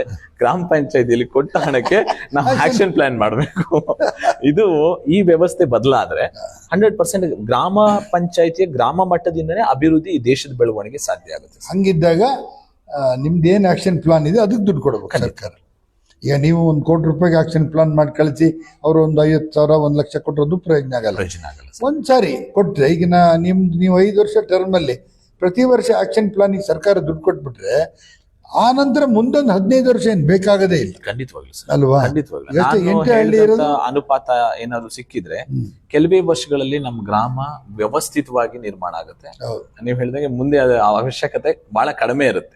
ಅದು ಗ್ರಾಮ ಪಂಚಾಯತಿ ಅನ್ನೋದಕ್ಕೆ ಒಂದು ತಾಕತ್ತು ಇರುತ್ತೆ. ಈಗ ನೋಡಿ, ಇವತ್ತು ತಾಲೂಕ್ ಪಂಚಾಯತಿ ಇಲ್ಲ, ಏನಾಗಿಲ್ಲ, ತೊಂದರೆ ಇಲ್ಲ. ಜಿಲ್ಲಾ ಪಂಚಾಯತಿಯಿಂದ ನೇರವಾಗಿ ಗ್ರಾಮ ಪಂಚಾಯತಿ ಹಣ ಬರೋದಾದ್ರೆ ತಾಲೂಕ್ ಪಂಚಾಯತಿ ಅಗತ್ಯ ಇದೆಯಾ ಸರ್? ನಿಜವಾಗ್ಲು ಖಂಡಿತವಾಗ್ಲೂ ಸರ್. ಆಕ್ಚುಲಿ ಅದು ಹಿಂದಿನಿಂದ ನಡ್ಕೊಂಡ್ ಬಂದಿದೆ, ಒಂದು ವ್ಯವಸ್ಥೆ ನಡ್ಕೊಂಡ್ ಬಂದಿದೆ. ಬಟ್ ನೀವ್ ಹೇಳಿದಂಗೆ ಸರ್ಕಾರದಿಂದ ನೇರ ಅನುದಾನ ಏನಾದ್ರು ಗ್ರಾಮ ಪಂಚಾಯತಿ ಆ ಗ್ರಾಮ ಪಂಚಾಯತಿಯ ವ್ಯಾಪ್ತಿಯ ಒಳ್ಳೆ ಮಟ್ಟದಲ್ಲಿ ಅಭಿವೃದ್ಧಿ ಹೊಂದಲಿಕ್ಕೆ ಸಾಧ್ಯ ಆಗುತ್ತೆ. ಅಲ್ಲ, ಅವಾಗ ಏನಾದ್ರು ಆಕ್ಷನ್ ಪ್ಲಾನಿಗೆ ನೇರವಾಗಿ ಸರ್ಕಾರ ನಿಮಗೆ ದುಡ್ಡು ಕೊಟ್ರಿ ಗ್ರಾಮ ಪಂಚಾಯತಿಗೆ, ಶಾಸಕರುಗಳು ಗಲಾಟೆ ಮಾಡೋಕ್ಕೆ ಶುರು ಮಾಡ್ತಾರೆ. ನಮಗೆ ಅಲ್ಲಿ ನಾನು ಮಾಡಿಸಿದ್ದು ಅಂತ ಏನು ಇಲ್ದಂಗಾಗುತ್ತೆ. ಈ ಥರದ್ದಾಗಿ ಅದು ನಿಂತೋಗಿರೋದು. ಓಕೆ ಆಯ್ತಾ, ನಮಗೆ ಪವರ್ ಇಲ್ಲ ಅಂತ ಈ MLAಗಳು ಗುದ್ದಾಡಿದ್ರಿಂದನೇ ಅದು ನಿಂತೋಗಿರೋದು. ಇದೇ ತಾಲೂಕ್ ಪಂಚಾಯತಿಗಿಂತ ನೇರ ಇಲ್ಲ ಜಿಲ್ಲಾ ಪಂಚಾಯತಿಗೆ ಬಂದು ನಿಮಗೆ ನೇರವಾಗಿ ಹಣ ಬಂದರೆ 1-2 ವರ್ಷ ಸರ್, 2 ವರ್ಷದಲ್ಲಿ ನಿಮ್ಮ ಕೆಲಸ ಇಲ್ಲ ಅಂದರೆ ನಿವೇಶನ ಕೊಟ್ಬಿಡ್ರಿ. ಕುಡಿಯೋ ನೀರಿನ ವ್ಯವಸ್ಥೆ ಹೆಚ್ಚು ಕಮ್ಮಿ ಆಗಿದೆ. ಈಗ ರಸ್ತೆಯನ್ನು ಒಂದೇ ಸರಿ ಮಾಡೋಕ್ಕಾಗಲ್ಲ, ಇಲ್ಲಿ ನಮ್ಮಲ್ಲಿ ಹೋಗ್ತಾ ಇರುತ್ತೆ, ಸರಿ ಮಾಡ್ತೀರಿ. ಆಮೇಲೆ ಈ ಗ್ರಾಮ ಪಂಚಾಯತಿ ಕೆಲಸನೇ ಇಲ್ದಂಗಾಗುತ್ತೆ ಅಲ್ವಾ? ಆ ಸ್ಥಿತಿ ಬರೋದು ಒಳ್ಳೇದು ಅಂತೀರಾ? ನೀವು ಆಕ್ಷನ್ ಪ್ಲಾನ್ ಮಾಡಿದ್ದಕ್ಕೆ ಸರ್ಕಾರ ದುಡ್ಡು ಕೊಡೋದು. ಖಂಡಿತವಾಗ್ಲು ನಾನಂತಲ್ಲ, ಏನಿದೆ 29 ಪಂಚಾಯತ್ಗಳು, ಪ್ರತಿಯೊಬ್ಬ ಗ್ರಾಮ ಪಂಚಾಯತಿ ಸದಸ್ಯರು ಅಧ್ಯಕ್ಷರುಗಳ ಆಲೋಚನೆ ಕೂಡ ಅದೇ ತರನೇ ಇರೋದು. ಬಹಳ ದೊಡ್ಡ ಮಟ್ಟದ ಅನುದಾನಗಳು ಬಂದಾಗ ಗ್ರಾಮದ ಪ್ರತಿ ಸಮಸ್ಯೆಗಳನ್ನು ನಮಗೆ ಬಗೆಹರಿಸಲಿಕ್ಕೆ ಅನುಕೂಲ ಆಗುತ್ತೆ ಸರ್. ಅದಕ್ಕೆ ಓಕೆ ಸರ್, ಇನ್ನು ಕೊನೆಯದಾಗಿ ಇನ್ನು ರಾಷ್ಟ್ರೀಯ ಹಬ್ಬ ನಾಡ್ದು ಬಂತು, ಆಗಸ್ಟ್ 15. ಹಾಂ ಸರ್. ಸಾಮಾನ್ಯವಾಗಿ ಫ್ಲಾಗ್ ಹಾಸ್ಟ್ ಮಾಡೋಂಥದ್ದು ಇದೆಲ್ಲ ಭಾಳ ಮಾಮೂಲಿ ಬಿಡಿ. ಹೌದು. ಆದರೆ ನಿಮ್ಮ ಗ್ರಾಮ ಪಂಚಾಯತಿನಲ್ಲಿ ಸರಿ ಏನಾದ್ರು ಹೊಸ ಥರದ ಪ್ರೋಗ್ರಾಮ್ ಇದೆಯಾ ಸರ್? ಖಂಡಿತವಾಗ್ಲೂ ಸರ್. ನಮ್ಮ ಪಂಚಾಯತ್ ವ್ಯಾಪ್ತಿಯಲ್ಲಿ ಏನೆಲ್ಲ ನಮ್ಮ ಹಿಂದೆ ಕೋವಿಡ್ ಇಂದ ಈಚೆ ನಾವು ಆಲೋಚನೆ ಮಾಡ್ಕೊಂಡಿದ್ದೀವಿ, ಆಶಾ ಕಾರ್ಯಕರ್ತರು, ಆರೋಗ್ಯ ಸಿಬ್ಬಂದಿಗಳು, ಶಿಕ್ಷಕರು, ಮತ್ತು ಗ್ರಾಮದ ಕೆಲವು ಪ್ರತಿಷ್ಠಿತರು, ರೈತರುಗಳು, ಹಾಗೆ ಸಂಘ ಸಂಸ್ಥೆಗಳಲ್ಲಿ ಸ್ವಾವಲಂಬಿಗಳಾಗಿ ಕೆಲಸ ಮಾಡ್ತಿರ್ತಕ್ಕಂಥವ್ರು, ಅವ್ರನ್ನೆಲ್ಲ ಗುರುತಿಸ್ಬಿಟ್ಟು ನಾವು ಅವ್ರಿಗೊಂದು ಸನ್ಮಾನ ಕಾರ್ಯಕ್ರಮ ಮಾಡಬೇಕು ಅಂತ, ಸುಮಾರು ಒಂದು 100 ಜನಕ್ಕೆ ಸನ್ಮಾನ ಕಾರ್ಯಕ್ರಮ ಮಾಡಬೇಕು ಅಂತ ಒಂದು ಆಲೋಚನೆ ಇಟ್ಕೊಂಡಿದ್ದೀನಿ ಸರ್. ಸೊ ಮತ್ತೆ ಪತ್ರಕರ್ತರು, ಒಟ್ಟಾರೆಯಾಗಿ ಸಮಾಜಮುಖಿಯಾಗಿ ಸಮಾಜದ ಆಶೋತ್ತರಗಳಿಗೆ ಸ್ಪಂದನೆ ಮಾಡ್ತಕ್ಕಂಥ ಎಲ್ಲರನ್ನೂ ಕೂಡ ಗುರುತಿಸಿ ನಾವೊಂದು ಅವ್ರಿಗೊಂದು ಗೌರವ ಕೊಡಬೇಕು ಅಂತ ಒಂದು ಆಲೋಚನೆ ಇಟ್ಕೊಂಡಿದೀವಿ ಸರ್. ಅದೇ ನಮ್ಮ ನಾಡ್ದು ಸ್ವಾತಂತ್ರ್ಯ ದಿನಾಚರಣೆ ವಿಶೇಷ. ಓಕೆ, ಒಳ್ಳೆ ವಿಚಾರ. 100 ಜನ ಸನ್ಮಾನ ಮಾಡೋದು ಹುಡುಗಾಟಿಗೆ ವಿಚಾರ ಅಲ್ಲ. ಆದ್ರೆ ಅದನ್ನ ನಿಮ್ಮ ಗ್ರಾಮ ಪಂಚಾಯತಿಗೆ ಅಥವಾ ನಿಮ್ಮ ಹೋಬಳಿಗೆ ಅಥವಾ ನಿಮ್ಮ ತಾಲೂಕಿಗೆ ಸೀಮಿತ ಮಾಡ್ತೀರಾ? ಈಗ ನೀವು ಸರ್, ಈಗ ನಾನು ಇದನ್ನ ನಮ್ಮ ಪಂಚಾಯತ್ ವ್ಯಾಪ್ತಿಗೆ ಸೀಮಿತ ಮಾಡಿ ಮಾಡ್ತಾ ಇದ್ದೀನಿ. ಅಂದ್ರೆ ನನ್ನ ಪಂಚಾಯತ್ ರೇಡಿಯಸ್ ಅಲ್ಲಿ ಏನು ಬರುತ್ತೆ 100 ಜನ ಸಿಗ್ತಾರೆ ಸರ್, ಸಿಗ್ತಾರೆ. ಸೊ ಅವ್ರನ್ನೆಲ್ಲ ಗೌರವಿಸ್ಬೇಕು ಅನ್ನೋದು ಒಂದು ಆಲೋಚನೆ ಇಟ್ಕೊಂಡು ಮಾಡ್ತಾ ಇರೋದು. ಆಮೇಲೆ ನಾನು ಕೂಡ ನೋಡಿ, ಗ್ರಾಮದಲ್ಲಿ ಕಷ್ಟದಿಂದ ಓದಿ ಸರ್ಕಾರಿ ಶಾಲೆಯಲ್ಲಿ ಓದಿ ಇವತ್ತು ಕೆಲವೊಂದು ಒಳ್ಳೊಳ್ಳೆ ಹುದ್ದೆಯಲ್ಲಿದ್ದಾರೆ, ಕೆಲವರು ಡಾಕ್ಟರ್ಗಳಾಗಿದ್ದಾರೆ. ಸೊ ಅವರನ್ನು ಕೂಡ ಗೌರವಿಸ್ಬೇಕು ಅಂತ ಆಲೋಚನೆ ಇದೆ. ಕೆಲವರು ವಿದ್ಯಾರ್ಥಿಗಳು ಇಂಜಿನಿಯರ್ಸ್ ಆಗಿದ್ದಾರೆ. ನಾವು ಅವ್ರನ್ನ ಗೌರವಿಸ್ತೀವಿ ಅಂತಂದ್ರೆ ಇನ್ನೊಂದಷ್ಟು ಜನ ಕಲಿಬೇಕು. ಕೇವಲ ಗ್ರಾಮೀಣ ಪ್ರದೇಶದಲ್ಲೇ ನಾವು ಸೀಮಿತ ಆಗಬಾರ್ದು, ಮುಂದಿನ ಪೀಳಿಗೆ ಒಂದಷ್ಟು ಬದಲಾವಣೆ ಕಾಣಬೇಕು ಅನ್ನೋದು ಒಂದು ಆಲೋಚನೆ ಇದೆ ಸರ್. ಎಲ್ಲ ವರ್ಗದ ಎಲ್ಲ ಸಮುದಾಯದವ್ರನ್ನು ಕೂಡ ಆ ನಿಟ್ಟಿನಲ್ಲಿ ಕಾಣಬೇಕು ಅನ್ನೋ ಒಂದು ಆಲೋಚನೆ ಇಟ್ಕೊಂಡಿದ್ದೀವಿ ಸರ್. ಈಗ ಕರೆದು ಸನ್ಮಾನ ಮಾಡ್ತೀರಿ, ಅವರು ಒಳ್ಳೆ ಹುದ್ದೆಯಲ್ಲಿ ಇರ್ತಾರೆ ಅಥವಾ ಇಲ್ಲಿ ಫಾರಿನ್ ಆಗಿದ್ದಾರೆ, ಬೆಂಗಳೂರು ಇಲ್ಲ ಅಂದ್ರೆ ಅವ್ರಿಗೊಂದು ಬೇಡಿಕೆಯನ್ನು ಇಡಿ, ಕರೆದು ನಾವು ಗೌರವಿಸ್ತೀವಿ. ನೀವು ಈ ಥರದೊಂದು ಪ್ರಾಜೆಕ್ಟ್ ಮಾಡ್ತಾ ಇದ್ದೀವಿ, ನಿಮ್ಮ ಕೈಲಾಗಿದೆ. ಈಗ ಒಂದು ಮನೆ ಕಟ್ಟಕ್ಕೆ 5 ಲಕ್ಷ ಅಂತ ಹೇಳಿ, ಅಥವಾ ಒಂದು ಶಾಲೆದು ಬಿಲ್ಡಿಂಗ್ ಕಟ್ಟಕ್ಕೆ ಒಂದು 5 ಲಕ್ಷ, ಅದಕ್ಕೊಂದು ಫಂಡ್ ನಿಮ್ಮ ಕೈಲಾದಷ್ಟು ಕೊಡಿ ಅಂದ್ರೆ ಅದೊಂಥರ ಒಂದ್ ಕಡೆಯಿಂದ ನಡ್ಕೊಂತ ಹೋಗೋದು. ಆ ಥರ ಆಲೋಚನೆಗಳಿದೆ. ಹಿಂದೆಯೂ ಕೂಡ ಅಷ್ಟೇನೆ ದಾನಿಗಳ ಸಹಾಯದಿಂದ ಸಹಕಾರ ಪಡೆದು ಒಂದಷ್ಟು ಚಟುವಟಿಕೆಗಳನ್ನ ಮಾಡಿದೀವಿ. ಮುಂದೇನು ಕೂಡ ಅಷ್ಟೇನೆ ಆಫ್ಟರ್ ನಮ್ಮ ಪಂಚಾಯತಿ ಮುಗಿದ ನಂತರನು ಸಹ ಈ ತರದೇ ಒಂದು ಚಟುವಟಿಕೆಗಳನ್ನ ಮಾಡಿಬಿಟ್ಟು ಜನಗಳಿಗೆ ಅನುಕೂಲ ಆಗಂತ ದೃಷ್ಟಿಕೋನ ಇಟ್ಕೊಂಡು ಮಾಡ್ಬೇಕು ಅನ್ನೋದೊಂದು ಉಂಟು ಸರ್. ಹೌದು, ನೀವು ಹೇಳಿದ್ದು, ಬಹಳಷ್ಟು ಜನ ಗ್ರಾಮೀಣ ಪ್ರದೇಶದಿಂದ ಕಲಿತು ಅವರು ಪಟ್ಟಣದಲ್ಲಿ ಅವ್ರ ಬದುಕು ಕಟ್ಕೊಂಡಿದ್ದಾರೆ, ಆರ್ಥಿಕವಾಗಿ ಕೂಡ ಚೆನ್ನಾಗಿದ್ದಾರೆ. ಅವರಿಗೂ ಕೂಡ ಸಹಕಾರ ಮಾಡ್ಬೇಕನ್ನೋ ಮನೋಭಾವನೆನೂ ಕೂಡ ಇದೆ. ಬಟ್ ಅವ್ರನ್ನ ಅಪ್ರೋಚ್ ಮಾಡೋರು ಇರ್ಲಿಲ್ಲ. ಬಟ್ ಈಗ ನಾವು ಅದನ್ನು ಮಾಡುವಂತ ಕೆಲಸ ಮಾಡ್ತಾ ಇದೀವಿ. ಆ ನಿಟ್ಟಿನಲ್ಲಿ ನಾವು 100% ಸಕ್ಸಸ್ ಆಗ್ತೀವಿ ಅನ್ನೋ ವೆಲ್ ಕಾನ್ಫಿಡೆನ್ಸ್ ನನಗಿದೆ ಸರ್. ಮುಂದಿನ ದಿನಗಳಲ್ಲಿ ಇನ್ನೂ ಸಮಾಜಮುಖಿಯಾಗಿ ಶಾಲಾ ಮಕ್ಕಳಿಗಿರ್ಬೋದು ಅಥವಾ ಅನಾರೋಗ್ಯ ಪೀಡಿತರಿಗಿರ್ಬೋದು, ಅವರಿಗೆಲ್ಲ ಒಂದಷ್ಟು ಸೋಷಿಯಲ್, ನಾನು ನಿಮ್ಗೆ ಹೇಳಿದೆ ಮೊದಲು CSR ಫಂಡ್ಸ್ ಅಂತ ಹೇಳ್ಬಿಟ್ಟು ದೊಡ್ಡ ದೊಡ್ಡ ಕಾರ್ಪೊರೇಟ್ ಕಂಪನಿಗಳಿಂದ ನಾವು ಅದನ್ನ ತಗೊಂಡು ಒಂದಷ್ಟು ಚಟುವಟಿಕೆ ಮಾಡ್ಬೇಕನ್ನೋ ಆಲೋಚನೆ ಇದೆ. ಬಟ್ ಕಾನೂನಾತ್ಮಕವಾಗಿ ತೊಡಕುಗಳು ಇದೆ ಸರ್, ಅವನ್ನೆಲ್ಲ ನಿಭಾಯಿಸಿ ಮಾಡಬೇಕು. ಮುಂದೆ ಅದನ್ನೆಲ್ಲ ಮಾಡ್ತೀನಿ ಅನ್ನೋದೊಂದು ಆಲೋಚನೆ ಇಟ್ಕೊಂಡು ಹೋಗ್ತಾ ಇದೀವಿ ಸರ್. ಆಗುತ್ತೆ ಸರ್. ನೋಡಿ, ಇಲ್ಲಿ ಮೂಡಿಗೆರೆ ಜೂನಿಯರ್ ಕಾಲೇಜಿಗೆ ರೂಮ್ಸ್ಗಳಿರಲಿಲ್ಲ. ಹಾಂ ಸರ್. 2 ರೂಮ್ ಕಟ್ಕೊಡಿ ಅಂತ ಪ್ರಿನ್ಸಿಪಾಲ್ ಯಾವಾಗಲೂ ನನ್ನ ಜೀವತಿನರು. ನಾನು ಹೇಳಿದ್ದು ಆಗಲ್ಲ ಸರ್, ನೋಡೋಣ ಅಂತ. ಆಮೇಲೆ ಅದಕ್ಕೆ ಏನು ಪ್ಲಾನ್ ಮಾಡೋದು, ನಾವೇ ಕೂತ್ಕೊಂಡು ಒಂದು ಹಳೆ ವಿದ್ಯಾರ್ಥಿ ಸಂಘ ಅಂತ ಮಾಡೋಣ ಅಂತೇಳಿ ಮಾಡಿದ್ವಿ. ಯಾರನ್ನ ಅಧ್ಯಕ್ಷರು ಮಾಡೋದು ಅಂತ BL ಶಂಕರ್ ಅವ್ರನ್ನ ಅಧ್ಯಕ್ಷರು ಮಾಡೋಣ ಆಯ್ತು ಅಂತೇಳಿ BL ಶಂಕರ್ ಅಧ್ಯಕ್ಷತೆಯಲ್ಲಿ ನಾನೇ ಕಾರ್ಯದರ್ಶಿ ಆಗಿದೆ. ನಡೀತು. ಕುದುರೆಮುಖ ಕಂಪ್ನಿನ ಅಪ್ರೋಚ್ ಮಾಡಿದ್ವಿ. ಹೋಗಿ ಅಪ್ರೋಚ್ ಮಾಡಿದಾಗ ಅವ್ರು ಏನು ಹೇಳಿದ್ರು ಗೊತ್ತಾ, 5 ಲಕ್ಷ ಕೊಡ್ತೀವಿ ಅಂತ. ಇವತ್ತು ಸ್ಪಾಟಲ್ಲಿ 5 ಲಕ್ಷ ಕೊಡ್ತೀವಿ ನಿಮ್ಮ ಕಾಲೇಜಿಗೆ ಅಂತ. ನಾವು ಹೇಳಿದ್ವಿ 12.5 ಲಕ್ಷ ನೀವು ಕೊಡಿ ಸರ್, ಇನ್ನು 12.5 ಲಕ್ಷನ ಹಳೆ ವಿದ್ಯಾರ್ಥಿ ಸಂಘದಿಂದ ಹಾಕ್ತೀವಿ, ಒಟ್ಟಿಗೆ 25 ಲಕ್ಷ ಆಗುತ್ತೆ. ಹೆಸರು ಮಾತ್ರ ಕುದುರೆಮುಖ ಕಂಪನಿದು ಹಾಕೋಣ. ಇಲ್ಲ, ಅದು ಮೇಲ್ಗಡೆ ಮಾತಾಡಬೇಕು ಅಲ್ಲಿ ಇಲ್ಲಿ ಅಂತ ಒಂದು ಬೆಂಗಳೂರಲ್ಲಿ ಮೀಟಿಂಗ್ ಕರೆದಿದ್ರು. ಹೋಗಿದ್ವಿ. ನಿಂಗೇನಿದ್ರು ಮೊಟ್ಟಮ್ಮನವ್ರು ಬಂದಿದ್ರು, ಬಿ ಎಲ್ ಶಂಕರ್ ಇದ್ರು, ಹೋಗಿದ್ದು ಅಲ್ಲಿ. ಅವ್ರು ಗಣೇಶನ್ನವರು ಅದನ್ನೇ ಹೇಳಿದ್ದರು, ಓಕೆ 5 ಲಕ್ಷ ಕೊಡ್ಬೋದು ಸರ್, ಅದಕ್ಕಿಂತ ಜಾಸ್ತಿ ಆಗಲ್ಲ ಅಂತ. ಓಕೆ. ಆ ನಂತರ ಗಣೇಶನ್ನವರು ಬಿ ಎಲ್ ಶಂಕರಿಗೆ ಭಾಳ ಆತ್ಮೀಯರು. ಹೌದು ಅವರೆಲ್ಲ ಅವತ್ತು ಆದಿಚುಂಚನಗಿರಿಲೆಲ್ಲೋ ಮಾತಾಡಿದಾಗ ನೋಡೋಣ ಸರ್ ಅಂತ ಹೇಳಿದ್ರು. ಒಂದು ದಿವಸ ಒಂದು ಫೋನ್ ಬರುತ್ತೆ ಖಂಡಿತ. ನನಗೆ, ಸರ್ 20 ಲಕ್ಷ ಶಾಂಕ್ಷನ್ ಮಾಡಿವೆ. ಹೌದು ನಾವು ಕೇಳಿದ 12.5 ಲಕ್ಷ. ಖಂಡಿತ ಸರ್ ಖಂಡಿತ. 20 ಲಕ್ಷ ಯಾಕೆ ಅಂತಂದ್ರೆ ಇದೇ ಶಾಲೆಯಲ್ಲಿ ಓದಿದಂತ ಮೋಹನ್ ಅನ್ನೋರು, ಇಲ್ಲ ಹಾಲೂರಿನವರು, ಸ್ವಾತಂತ್ರ್ಯ ಹೋರಾಟಗಾರರ ಮಗ, ಓಕೆ. ಇದೇ ಶಾಲೆಯಲ್ಲಿ ಓದಿದ್ದು. ಅವ್ರು ಬಿ ಎಲ್ ಶಂಕರ್ಗೂ ಸ್ನೇಹಿತರು, ಬಟ್ ಕುದುರೆಮುಖ ಕಂಪನಿಯಲ್ಲಿ ಜನರಲ್ ಮ್ಯಾನೇಜರ್. ಹೌದು ಸರ್. ನೋಡಿ, ಅವರು ನಾನು ಓದಿದ ಶಾಲೆ ಅನ್ನೋ ಒಂದು ಇದಕ್ಕೆ 20 ಲಕ್ಷ ಕೊಟ್ಟರು. ಖಂಡಿತ ನೋಡಿ, ಇವತ್ತು ಸಂತೆ ಹತ್ರ ನಿಂತ್ಕೊಂಡು ನೋಡಿರಿ ನೀವು, ಖಂಡಿತ ಸರ್. ಕುದುರೆಮುಖ ಬ್ಲಾಕ್ ಇದೆ ನೋಡಿ, ನೋಡಿದ್ದೀನಿ ಸರ್. ಅಲ್ಲಿ ಯಾರ್ದು ಹೆಸರಿಲ್ಲ, ಆದ್ರೆ ಕುದುರೆಮುಖ ಬ್ಲಾಕ್ ಹೆಸರಾಗಿದೆ. ಅವ್ರು ಕೊಟ್ಟಂತ ದುಡ್ಡು ನಾವೊಂದು 2 ಲಕ್ಷ ರೂಪಾಯಿ ಆಮೇಲೆ ನಾವು ಕಲೆಕ್ಟ್ ಮಾಡೋದು ನಿಲ್ಲಿಸ್ತೀವಿ ಬೇಡ ಅಂತ. ಹಾಗೆ ನಾನು ಹೇಳೋದು, ಇಲ್ಲಿಂದ ಓದಿ ಹೋದಂಥವ್ರು ಅವರ ಕಾರ್ಪೊರೇಟ್ ಇದರಲ್ಲೋ ಎಲ್ಲ ಒಂದು ಫಂಡ್ಸ್ ಇರುತ್ತೆ, ಅದು ನಮಗೆ ಗೊತ್ತಾಗಲ್ಲ. CSR ಫಂಡ್ ನೀವು ಹೇಳಿದ್ರಲ್ಲ, ಅದು ನಾವು ಅಷ್ಟು ಸುಲಭವಾಗಿ ಹೋಗಿ ಕೇಳಕ್ಕಾಗಲ್ಲ. ಆ ಕಂಪನಿಯಲ್ಲಿ ಕೆಲಸ ಮಾಡೋನಿಗೆ ಗೊತ್ತಿರುತ್ತೆ, ಊರಿನ ಅಭಿವೃದ್ಧಿ ಏನೋ ಮಾಡುವುದು. ಖಂಡಿತ ಸರ್. ಆ ನಿಟ್ಟಿನಲ್ಲಿ ಕೆಲಸ. ಈಗ ನಾವು ಒಂದು ಈ ಕ್ಷೇತ್ರದಲ್ಲೇ ಒಂದು ಮಾದರಿಯಾಗಿ ಒಂದು ಗ್ರಾಮ ಪಂಚಾಯತಿ ನಿರ್ಮಾಣ ಮಾಡಬೇಕು ಅನ್ನೋದೊಂದು ಆಲೋಚನೆ ಇಟ್ಕೊಂಡು ಹೊಟ್ಟಿದ್ದೀನಿ ಸರ್. ಸುಮಾರು 1 ಕೋಟಿ ರೂಪಾಯಿ ಪ್ರಾಜೆಕ್ಟ್ ಮಾಡ್ಕೊಂಡಿದ್ವಿ. ಬಹಳ ದೊಡ್ಡ ಸವಾಲಿನ ವಿಚಾರ ಅದು ಕೂಡ ಈ ರೀತಿ ಅಪ್ರೋಚ್ ಮಾಡ್ತಾ ಇದೀವಿ. ಮುಂದಿನ ದಿನಗಳಲ್ಲಿ ಅದನ್ನು ಕೂಡ ಒಂದು ಹೈಟೆಕ್ ಆಫೀಸ್ ಒಂದು ಮಾಡಬೇಕು, ಒಂದು ಗ್ರಾಮೀಣ ಪ್ರದೇಶದಲ್ಲಿ ಮಾಡಬೇಕು ಅನ್ನೋದು. ಗ್ರಾಮ ಪಂಚಾಯತಿ ಬಿಲ್ಡಿಂಗ್ ಇದೆಯಾ ಸರ್ ನಿಮ್ಗೆ ಈಗ? ಇಲ್ಲ ಸರ್, ಇವಾಗ ನಮ್ಗೆ ಇರ್ತಕ್ಕಂಥ ಹಳೆ ಕಟ್ಟಡ ಅದು. ಹಾಗಾಗಿ ಒಂದು ನೂತನ ಕಟ್ಟಡ ನಿರ್ಮಾಣ ಮಾಡಬೇಕು ಅಂತ ಒಂದು ಪ್ರಯತ್ನದಲ್ಲಿ ಇದೀವಿ ಸರ್. ಅದು ಓಕೆ ಸರ್. ಇನ್ನು ಅಲ್ಲ, ನೀವೊಂದು ಒಳ್ಳೆಯ ವಿಚಾರ ಚರ್ಚೆ ಮಾಡಿದ್ವಿ ಅಂತ ಹೇಳಿ ಹೀಗೆ ನಡೆಯೋದಾದ್ರೆ ಗ್ರಾಮ ಪಂಚಾಯತಿ ಅಗತ್ಯನೇ ಇಲ್ಲ. ಗ್ರಾಮ ಪಂಚಾಯತಿ ಮಾಡಿದ ಆಕ್ಷನ್ ಪ್ಲಾನಿಗೆ ಸರ್ಕಾರ ದುಡ್ಡು ಕೊಡೋದು ಅಟ್ಲೀಸ್ಟ್ ಒಂದು 80% ಅವ್ರು ಕೊಟ್ರೆ ಅಲ್ಲ, ಇಲ್ಲದೆ ಗ್ರಾಮ ಪಂಚಾಯತಿ ಅಗತ್ಯ ಇದೆಯಾ ಸರ್ ನಿಜವಾಗ್ಲೂ?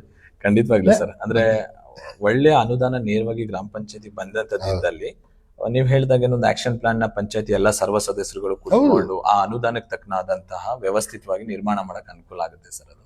ಬಟ್ ಮುಂದಿನ ದಿನಗಳಲ್ಲಿ ಅದಾಗ್ಲಿ ಅಂತ ಬಯಸ್ತೀನಿ. ನೀವು ಕೇಳಿದ ಪ್ರಶ್ನೆನೂ ಕೂಡ ಒಳ್ಳೇದಿತ್ತು.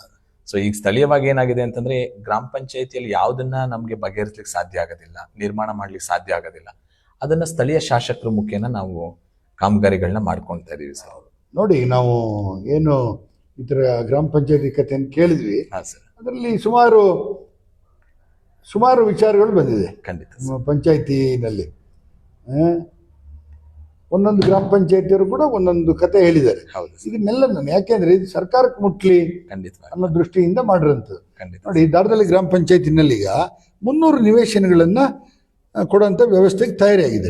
ಸ್ವಲ್ಪ ನೀವು ಹೇಳಂಗೆ ಎಡರು ತೊಡರಿದೆ, ಸರ್ಕಾರ MLA ಎಲ್ಲ ಮನಸ್ಸು ಮಾಡಿದ್ರೆ ಅಲ್ಲಿ ಒಂದು ನಿವೇಶನ ಪ್ರಾಬ್ಲಮ್ ಸಾಲ್ವ್ ಆಗುತ್ತೆ ಅವ್ರು ಹೇಳಿದ್ದು. ಇನ್ನು ಬಾಳೂರು ಅಧ್ಯಕ್ಷರು ಹೇಳಿರೋ ಏನಾಗಿದೆ ಅಂದ್ರೆ ಕಂದಾಯ ಭೂಮಿ ಗುಡ್ಡ ತುದ್ದಿಲಿದೆ, ಫಾರೆಸ್ಟ್ ಊರೊಳಗಿದೆ.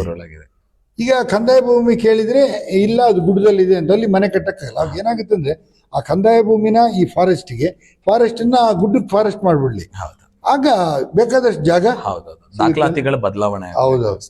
ಇನ್ನು ಹಳೆಮುಡಿಗೆರೆ ಪಂಚಾಯತಿ ಅವ್ರು ಹೇಳಿದ್ರು ಪ್ರತಿ ವರ್ಷ ಒಂದು 50 ಲಕ್ಷ ಕೊಟ್ರೆ, ಅವರು ಸೇಮ್ ಇದನ್ನೇ ಕೇಳಿದ್ದೆ, ಆಕ್ಷನ್ ಪ್ಲಾನ್ ಮಾಡ್ಕೊಡ್ತೀವಿ 50 ಲಕ್ಷ ಕೊಟ್ರೆ ಆಗುತ್ತೆ ಅಂತ. ಈ ನೆಡವಳ್ಳಿ ಗ್ರಾಮ ಪಂಚಾಯತಿ ಅಧ್ಯಕ್ಷರು ಅದು ಹೇಳಿದ್ರು. ನಿವೇಶನಕ್ಕೆ ಅರ್ಜಿ ಬಂದಿದೆ, ಜಾಗ ಇದೆ, ಅದನ್ನ ಸರಿ ಮಾಡಿಕೊಡ್ತಾ ಇಲ್ಲ. ಈಗ 6 ಎಕರೆ ಏನೋ ಜಾಗ ಇದೆ, ಅಲ್ಲಿ ಕೊಡ್ಬೋದು ಅಂತೇಳಿ. ಇನ್ನು ನಮ್ಮ ಜಾವಳಿಯವರು ಹೇಳಿದ್ರು ಕುಡಿಯೋ ನೀರಿನ ವ್ಯವಸ್ಥೆ ಒಂದನ್ನ ಈ ತರ ಅಲ್ಲೊಂದು ಟ್ಯಾಂಕ್ ಇದೆ, ನ್ಯಾಚುರಲ್ ವಾಟರ್ ಟ್ಯಾಂಕ್ ಅಂತದ್ದು, ಅದನ್ನ ಇವತ್ತು ಮಾಡ್ಬೇಕಾದ್ರೆ ರಿಪೇರಿ ಮಾಡಿ ಅಥವಾ ಹೊಸ್ತು ಮಾಡಿ 10 ಲಕ್ಷ ಬೇಕಾದ್ರೆ ಅದು ಗ್ರಾಮ ಪಂಚಾಯತಿಯಿಂದ ಸಾಧ್ಯವಿಲ್ಲ. ಆಗ ನಾನು ಅವ್ರಿಗೆ ಹೇಳಿದೆ, ನೋಡಿ ಈ ತರ ನಿಮ್ಮ ಊರು ಬಿಟ್ಟು ಹೊರಗಡೆ ಹೋದರು, ಫಾರಿನಲ್ಲಿ ಇದ್ದರು, ಈ ತರ ಒಂದು ಫಂಡ್ ಕಲೆಕ್ಟ್ ಮಾಡಿ 10 ಲಕ್ಷ ರೂಪಾಯಿ ಇಡೀ ಜಾವಳಿಗೆಲ್ಲ ನೀರು ಕೊಡೋಕೆ ಆಗುತ್ತೆ ಅಂದ್ರೆ ಫೆಬ್ರವರಿ ತನಕ ಕೊಡ್ಬೋದಂತೆ. ಓಕೆ, ಅಷ್ಟಾರು ಬರಲಿ, 24 hours ನೀರು ಇರುತ್ತೆ. ಮತ್ತು ಅಲ್ಲಿಯವರು ಕೂಡ ಟ್ಯಾಕ್ಸು ಯಾರೋ ಉಳ್ಳವರು ಅಲ್ಲಿ ಎಸ್ಟೇಟ್ನವರು ಕೂಡ ಕೊಡ್ತಾರೆ. ಆ ಥರದ್ದು ಒಂದು ಮಾಡಬೇಕು. ನಿಮಗೆ ಅದೇ ನೀವು ಏನು ಹೇಳಿರಿ ಅಂದ್ರೆ ಇದೇನೆ, ಆಕ್ಷನ್ ಪ್ಲಾನ್ಗೆ ದುಡ್ಡು ಕೊಟ್ರಿ ಸರ್ಕಾರ, ಗ್ರಾಮ ಪಂಚಾಯತಿ ಅಧ್ಯಕ್ಷನಿಗೆ ಸ್ವಲ್ಪ ಬೈಗಳನ್ನು ತಪ್ಪುತ್ತೆ, ಮತ್ತೆ ಒಂದು ಮೆಂಬರ್ ಆಗಿದ್ದಕ್ಕೆ ಏನೋ ನನ್ನ ಪೀರಿಯಡಲ್ಲಿ ಇಂಥದ್ದಾಯ್ತು. ನೋಡಿ, ಈಗ ಇದು ಗ್ರಾಮ ಪಂಚಾಯತಿಗಿಂತ ಮುಂಚೆ ಇತ್ತಲ್ಲ, ಅವಾಗ ತುಂಬ ಕೆಲಸಗಳಾದವು. ಪ್ರಧಾನರಾದಾಗ ಸುಮಾರು 2-3 ಗ್ರಾಮ ಪಂಚಾಯತಿ ಒಟ್ಟಿಗಾಗಿದ್ವಿ. ಅವಾಗ ತುಂಬ ಕೆಲಸ ಆಗೋದು. ಮತ್ತೆ ಗ್ರಾಮ ಪಂಚಾಯತಿ ಅನುದಾನ ಕೊಡ್ದೇನೆ ಏನಕ್ಕೆ ಗ್ರಾಮ ಪಂಚಾಯತಿಗಳು ಅಂತ ಅನಿಸ್ಬಿಡ್ತದೆ ಅಲ್ವಾ? ಓಕೆ ಸರ್, ಸುಮಾರು ಹೊತ್ತು ಮಾತಾಡಿದ್ವಿ, 1 ಗಂಟೆ ಆಯ್ತು. ಕೊನೆಯದಾಗಿ ಈಗ ಏನಾದರೂ ನಿಮ್ಮ ಒಂದು ಆ್ಯಕ್ಟಿವ್ನೆಸ್ ನೋಡಿ, ನಿಮ್ಮಲ್ಲಿ ಏನೋ ಒಂದಷ್ಟು ವಿಚಾರ ಇದೆ, ಇವರು ಮುಂದಿನ ಒಂದು ರಾಜಕೀಯ ವ್ಯಕ್ತಿಯಾಗಿ ಬೆಳಿಬಲ್ಲರು, ಪಕ್ಷಕ್ಕೂ ಒಂದು ಅನುಕೂಲ ಆಗುತ್ತೆ ಇವರಿದ್ದರೆ ಅಂತ ಹೇಳಿ, ಮುಂದಿನ ಜಿಲ್ಲಾ ಪಂಚಾಯತ್ ಅಥವಾ ತಾಲೂಕ್ ಪಂಚಾಯತಲ್ಲಿ ನಿಮಗೆ ಆಫರ್ ಮಾಡಿದಿರಿ ಪಕ್ಷ, ತಾವು ಎಲೆಕ್ಷನಲ್ಲಿ ಕಂಟೆಸ್ಟ್ ಮಾಡೋಕ್ಕೆ ರೆಡಿ ಇದ್ದೀರಾ ಸರ್? ಸರ್ ಆಕ್ಚುಲಿ ಇದು ನನ್ನ ಅಭಿಲಾಷೆ ಅಂತಲ್ಲ, ನಾನು ಏಬಲ್ ಇದ್ದೀನಿ ಅಂತ ನಾನು ಅನ್ಕೊಂಡಿದ್ದೀನಿ. ಅಂದ್ರೆ ನಾನು ನಿರ್ವಹಿಸೋಕೆ ಸಾಧ್ಯತೆ ಇದೆ, ನಾನು ಅದನ್ನ ಸರಿಯಾದ ದಿಕ್ಕಲ್ಲಿ ಹೋಗ್ತೀನಿ ಅಂತಕ್ಕಂಥ ಇದರಲ್ಲಿ ನಾನು ಮಾತಾಡ್ತೀನಿ ಸರ್, ಖಂಡಿತವಾಗ್ಲಿ. ನೋಡಿ, ಈಗ 6 ಜನದಲ್ಲಿ ನೀವು ಒಬ್ಬರೇ ಒಪ್ಕೊಂಡಿದ್ದು, ಇನ್ನು 5 ಜನ ಅಧ್ಯಕ್ಷರುಗಳು ಕೈ ಮುಗಿದ್ಬಿಟ್ರು, ನಮಗಿನ್ನ ರಾಜಕಾರಣದ ಸವಾಸ ಬೇಡ, ಗ್ರಾಮ ಪಂಚಾಯತಿ ಸಾಕು ಅಂಥೇಳಿ. ಹಾಗಾಗಿ ರಾಜಕಾರಣದಲ್ಲಿ ಬೆಳೀತಕ್ಕಂಥ ಎಲ್ಲ ಅವಕಾಶಗಳು ಕೂಡ ನಿಮಗಿದೆ. ಕೊನೆಯದಾಗಿ ನಮ್ಮ ಪ್ರೇಕ್ಷಕರಿಗೆ ಅಥವಾ ಸರ್ಕಾರಕ್ಕೆ, ಜನಪ್ರತಿನಿಧಿಗಳಿಗೆ ಗ್ರಾಮ ಪಂಚಾಯಿತಿ ಅಭಿವೃದ್ಧಿಗೆ ಏನು ಮಾಡಬೇಕು ಅನ್ನೋದ್ರ ಬಗ್ಗೆ ಏನು ಹೇಳಕ್ಕೆ ಇಷ್ಟಪಡ್ತೀರಿ? ಅಲ್ಲ, ಈಗ ಇಷ್ಟೊತ್ತು ನಾನು ಅದನ್ನೇ ಚರ್ಚೆ ಮಾಡಿದ್ವಿ ನಾವು. ಆದ್ರೂ ಕೊನೆಯದಾಗಿ ನೇರ ಸ್ವಲ್ಪ ಅಂದ್ರೆ ಹೆಚ್ಚುವರಿ, ಅಂದ್ರೆ ತುಂಬಾ ದೊಡ್ಡ ಮಟ್ಟದ ಅಲ್ಲದೆ ಹೋದ್ರು ಸಹ ಇವತ್ತು ಬರ್ತಿರ್ತಕ್ಕಂಥ ಏನು ಅನುದಾನ ಏನಿದೆ ಪಂಚಾಯತ್ಗೆ, ಅದನ್ನೊಂದಷ್ಟು ಹೆಚ್ಚುವರಿ ಮಾಡಿದ್ರೆ ಒಂದಷ್ಟು ಸಮಸ್ಯೆಗಳನ್ನ ನೀಗ್ಲಿಕ್ಕೆ ಅವಕಾಶ ಆಗುತ್ತೆ. ಮತ್ತೆ ಗ್ರಾಮ ಪಂಚಾಯತಿ ಅಂತಂದ್ರೆ ಸಹಜ, ನೀವು ಹೇಳ್ತಾ ಹೋದ್ರಿ ಜನ ಬೈತಾರೆ ಮಾಡ್ತಾರೆ ಅಂತ, ಸಹಜ ಸರ್. ಯಾಕೆ ಅಂತಂದ್ರೆ ಚುನಾಯಿತ ಪ್ರತಿನಿಧಿಯಾಗಿ ಏನಿರ್ತೀವಿ, ಜನಗಳು ನಾವು ಚುನಾವಣೆಯಲ್ಲಿ ನಾವು ಹೊರಟಂತ ಸಂದರ್ಭದಲ್ಲಿ ನಮಗೆ ಹುಮ್ಮಸ್ನಿಂದ ನಮಗೆ ಮತ ನೀಡಿರ್ತಾರೆ, ಅವ್ರಿಗೂ ಒಂದು ಆಲೋಚನೆ ಇರುತ್ತೆ, ಇವ್ರು ಏನೋ ಒಂದು ಮಾಡ್ತಾರೆ, ಕೆಲಸ ಮಾಡ್ತಾರೆ, ಸೊ ಇವ್ರನ್ನ ಕಳಿಸಿದ್ರೆ ಅಂತ ಇರುತ್ತೆ. ಬಟ್ ಮುಂದೆ ಗ್ರಾಮ ಪಂಚಾಯತಿ ಹೋದಂಥ ದಿನದಲ್ಲಿ ಅನುದಾನದ ಕೊರತೆಗಳಾದಂಥ ಸಂದರ್ಭದಲ್ಲಿ ಆ ಸದಸ್ಯನಿಗೆ ಅಥವಾ ಅಧ್ಯಕ್ಷರಿಗೆ ಕೆಲಸ ಮಾಡೋದಕ್ಕೆ ಕೈ ಕಟ್ಬಿಡುತ್ತೆ. ಒಂಥರ ತ್ರಿಶಂಕು ಸ್ಥಿತಿಯಲ್ಲಿ ಅವ್ನು ನಿಲ್ಬೇಕಾಗತ್ತೆ.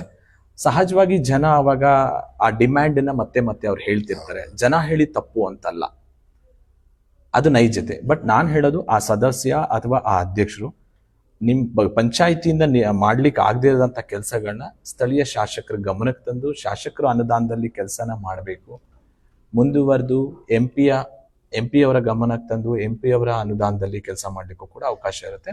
ಆ ಸಂಬಂಧಪಟ್ಟ ಪಕ್ಷದ MP ಇದ್ರೆ ಅಥವಾ ಶಾಸಕರಿದೆ, ಆ ಸಂಬಂಧಪಟ್ಟ ಶಾಸಕರ ಏನು ಕಾರ್ಯಕರ್ತರಿರ್ತಾರೆ, ಅವ್ರ ಮುಖೇನ ಹೋಗಿ ಅನುದಾನಗಳನ್ನ ತಂದು ಮಾಡ್ಬೋದು ಅನ್ನೋದು ನನ್ನ ಅಭಿಲಾಷೆ ಸರ್.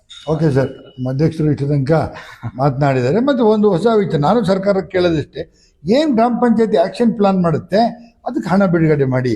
ಅದನ್ನು ಒಂದು 20 ವರ್ಷ ಮಾಡೋದು, ನೀವು 2 ವರ್ಷ ಅವರ 2 ಆ್ಯಕ್ಷನ್ ಪ್ಲಾನಿಗೆ ನೀವು ಹಣನ ಬಿಡುಗಡೆ ಮಾಡಿದರೆ ಗ್ರಾಮ ಪಂಚಾಯತಿಯ 80% ಸಮಸ್ಯೆಗಳು ಬಗೆಹರಿಯುತ್ತದೆ. ಹಾಗಾಗಿ ಆಗ ಗ್ರಾಮ ಪಂಚಾಯತಿಗೂ ಒಂದು ಗೌರವ, ಸರ್ಕಾರಕ್ಕೂ ಒಂದು ಗೌರವ, ಜನಪ್ರತಿನಿಧಿಗಳಿಗೂ ಒಂದು ಗೌರವ. ನೀವು ಗ್ರಾಮ ಪಂಚಾಯತಿ ಹಣನ ಕೊಡದೇ ಇದ್ದರೆ ಯಾವ ಕಾರಣಕ್ಕೂ ಇಂಪ್ರೂವ್ಮೆಂಟ್ ಆಗಲ್ಲ. ಓಕೆ ಸರ್, ನಮ್ಮ ಜೊತೆ ಇಷ್ಟೊತ್ತು ಬಂದು ನಮ್ಮ ವಾಹಿನಿ ಜೊತೆ ಮಾತನಾಡಿದ್ರಿ, ಧನ್ಯವಾದ. ತಾವು ಕಳೆದು 4-5 ವರ್ಷದಿಂದ ಈ ವಾಹಿನಿನ ನಡೆಸ್ತಾ ಇದ್ದೀರಿ.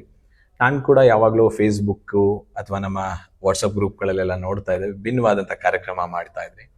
ಈ ಬಾರಿ ನೀವು ಒಂದು ವಿಶೇಷವಾದಂಥ ಆಲೋಚನೆ ಮಾಡಿರ್ತಕ್ಕಂಥದ್ದು, ನಾನು ಅನಿರೀಕ್ಷಿತವಾಗಿ ನಾನು ಫಸ್ಟ್ ಎಪಿಸೋಡ್ನ ನಾನು ನೋಡಿದೆ.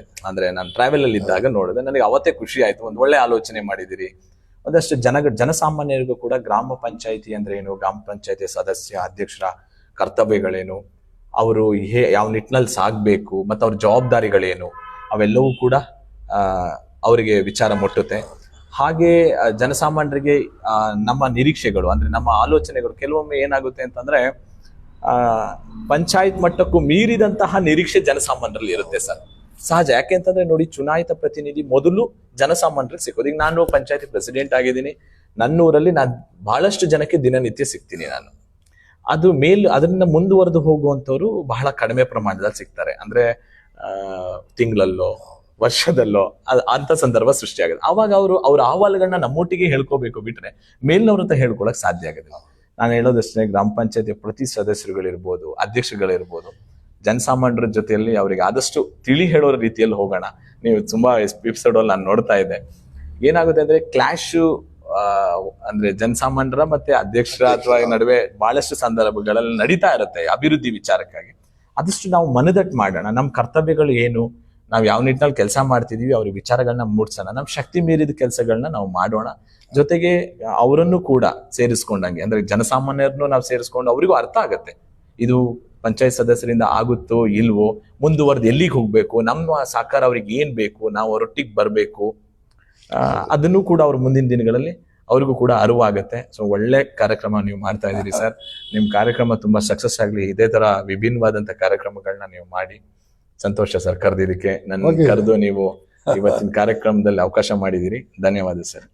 ಪ್ರಿಯ ವೀಕ್ಷಕರೇ, ನೋಡಿ, ನಾನು ಇನ್ನು ಉಳಿದ ಪಂಚಾಯತಿಗಳಿಗೆ ಕೂಡ ಬರ್ತೀನಿ. ಇನ್ನು 23 ಪಂಚಾಯತಿ ಬಾಕಿ ಇದೆ, ಅಲ್ಲಿಗೂ ಕೂಡ ಬರ್ತೀನಿ. ಅಷ್ಟೊತ್ತಿಗೆ ನೀವು ಒಂದಷ್ಟು ಮೀಟಿಂಗ್ ಹೋದಾಗ ZP-ಗೆ ಅಥವಾ ತಾಲೂಕ್ ಪಂಚಾಯತಿಗೆ ಇಲ್ಲ ಅಧ್ಯಕ್ಷರ ಜೊತೆ ಸೇರಿ ಒಂದಷ್ಟು ಮಾಹಿತಿಗಳನ್ನು ನಿಮಗೆ ಕೊಡ್ತಾರೆ, ಸಣ್ಣ ಬುಕ್ಲೆಟ್ಟೋ ಏನೋ, ಅದು ನೀವು ತಿಳ್ಕೊಳ್ಳಿ ದಯವಿಟ್ಟು.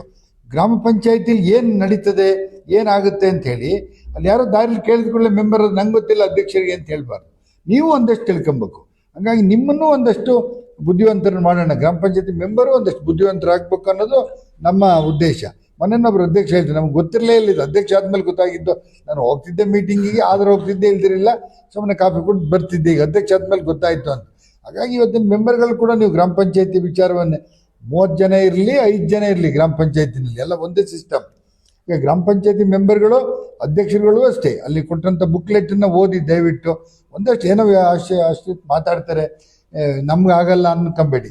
ಬುಕ್ಲೆಟ್ ಓದಿ ಒಂದಷ್ಟು ಏನು ಅಭಿವೃದ್ಧಿ ಮಾಡ್ಬೋದು ಅನ್ನೋದನ್ನ ತಿಳ್ಕೊಂಡ್ರೆ ಆಯಿತು. ಮತ್ತು ಹೊಸ ವಿಚಾರ ಅಂತ ಹೇಳಿದ್ನಲ್ಲಿ ಇವತ್ತು ನಿಮ್ಮ ಇಂಪ್ಲಿಮೆಂಟೇಷನ್ಗೆ ನಿಮ್ಮ ಒಂದು ಏನು ನೀವು ಪ್ಲಾನ್ ಮಾಡಿರ್ತೀರಿ ಆಕ್ಷನ್ ಪ್ಲಾನ್, ಅದಕ್ಕೆ ಸರ್ಕಾರ 2 ವರ್ಷ ಕರೆಕ್ಟಾಗಿ ದುಡ್ಡು ಕೊಟ್ಬಿಟ್ರೆ ಒಂದು 15 ವರ್ಷ ಗ್ರಾಮ ಪಂಚಾಯತಿ ಅಧ್ಯಕ್ಷರು ಮೆಂಬರ್ಗಳು ತಲೆಯನ್ನು ಎತ್ತಿ ತಿರುಗಬಹುದು.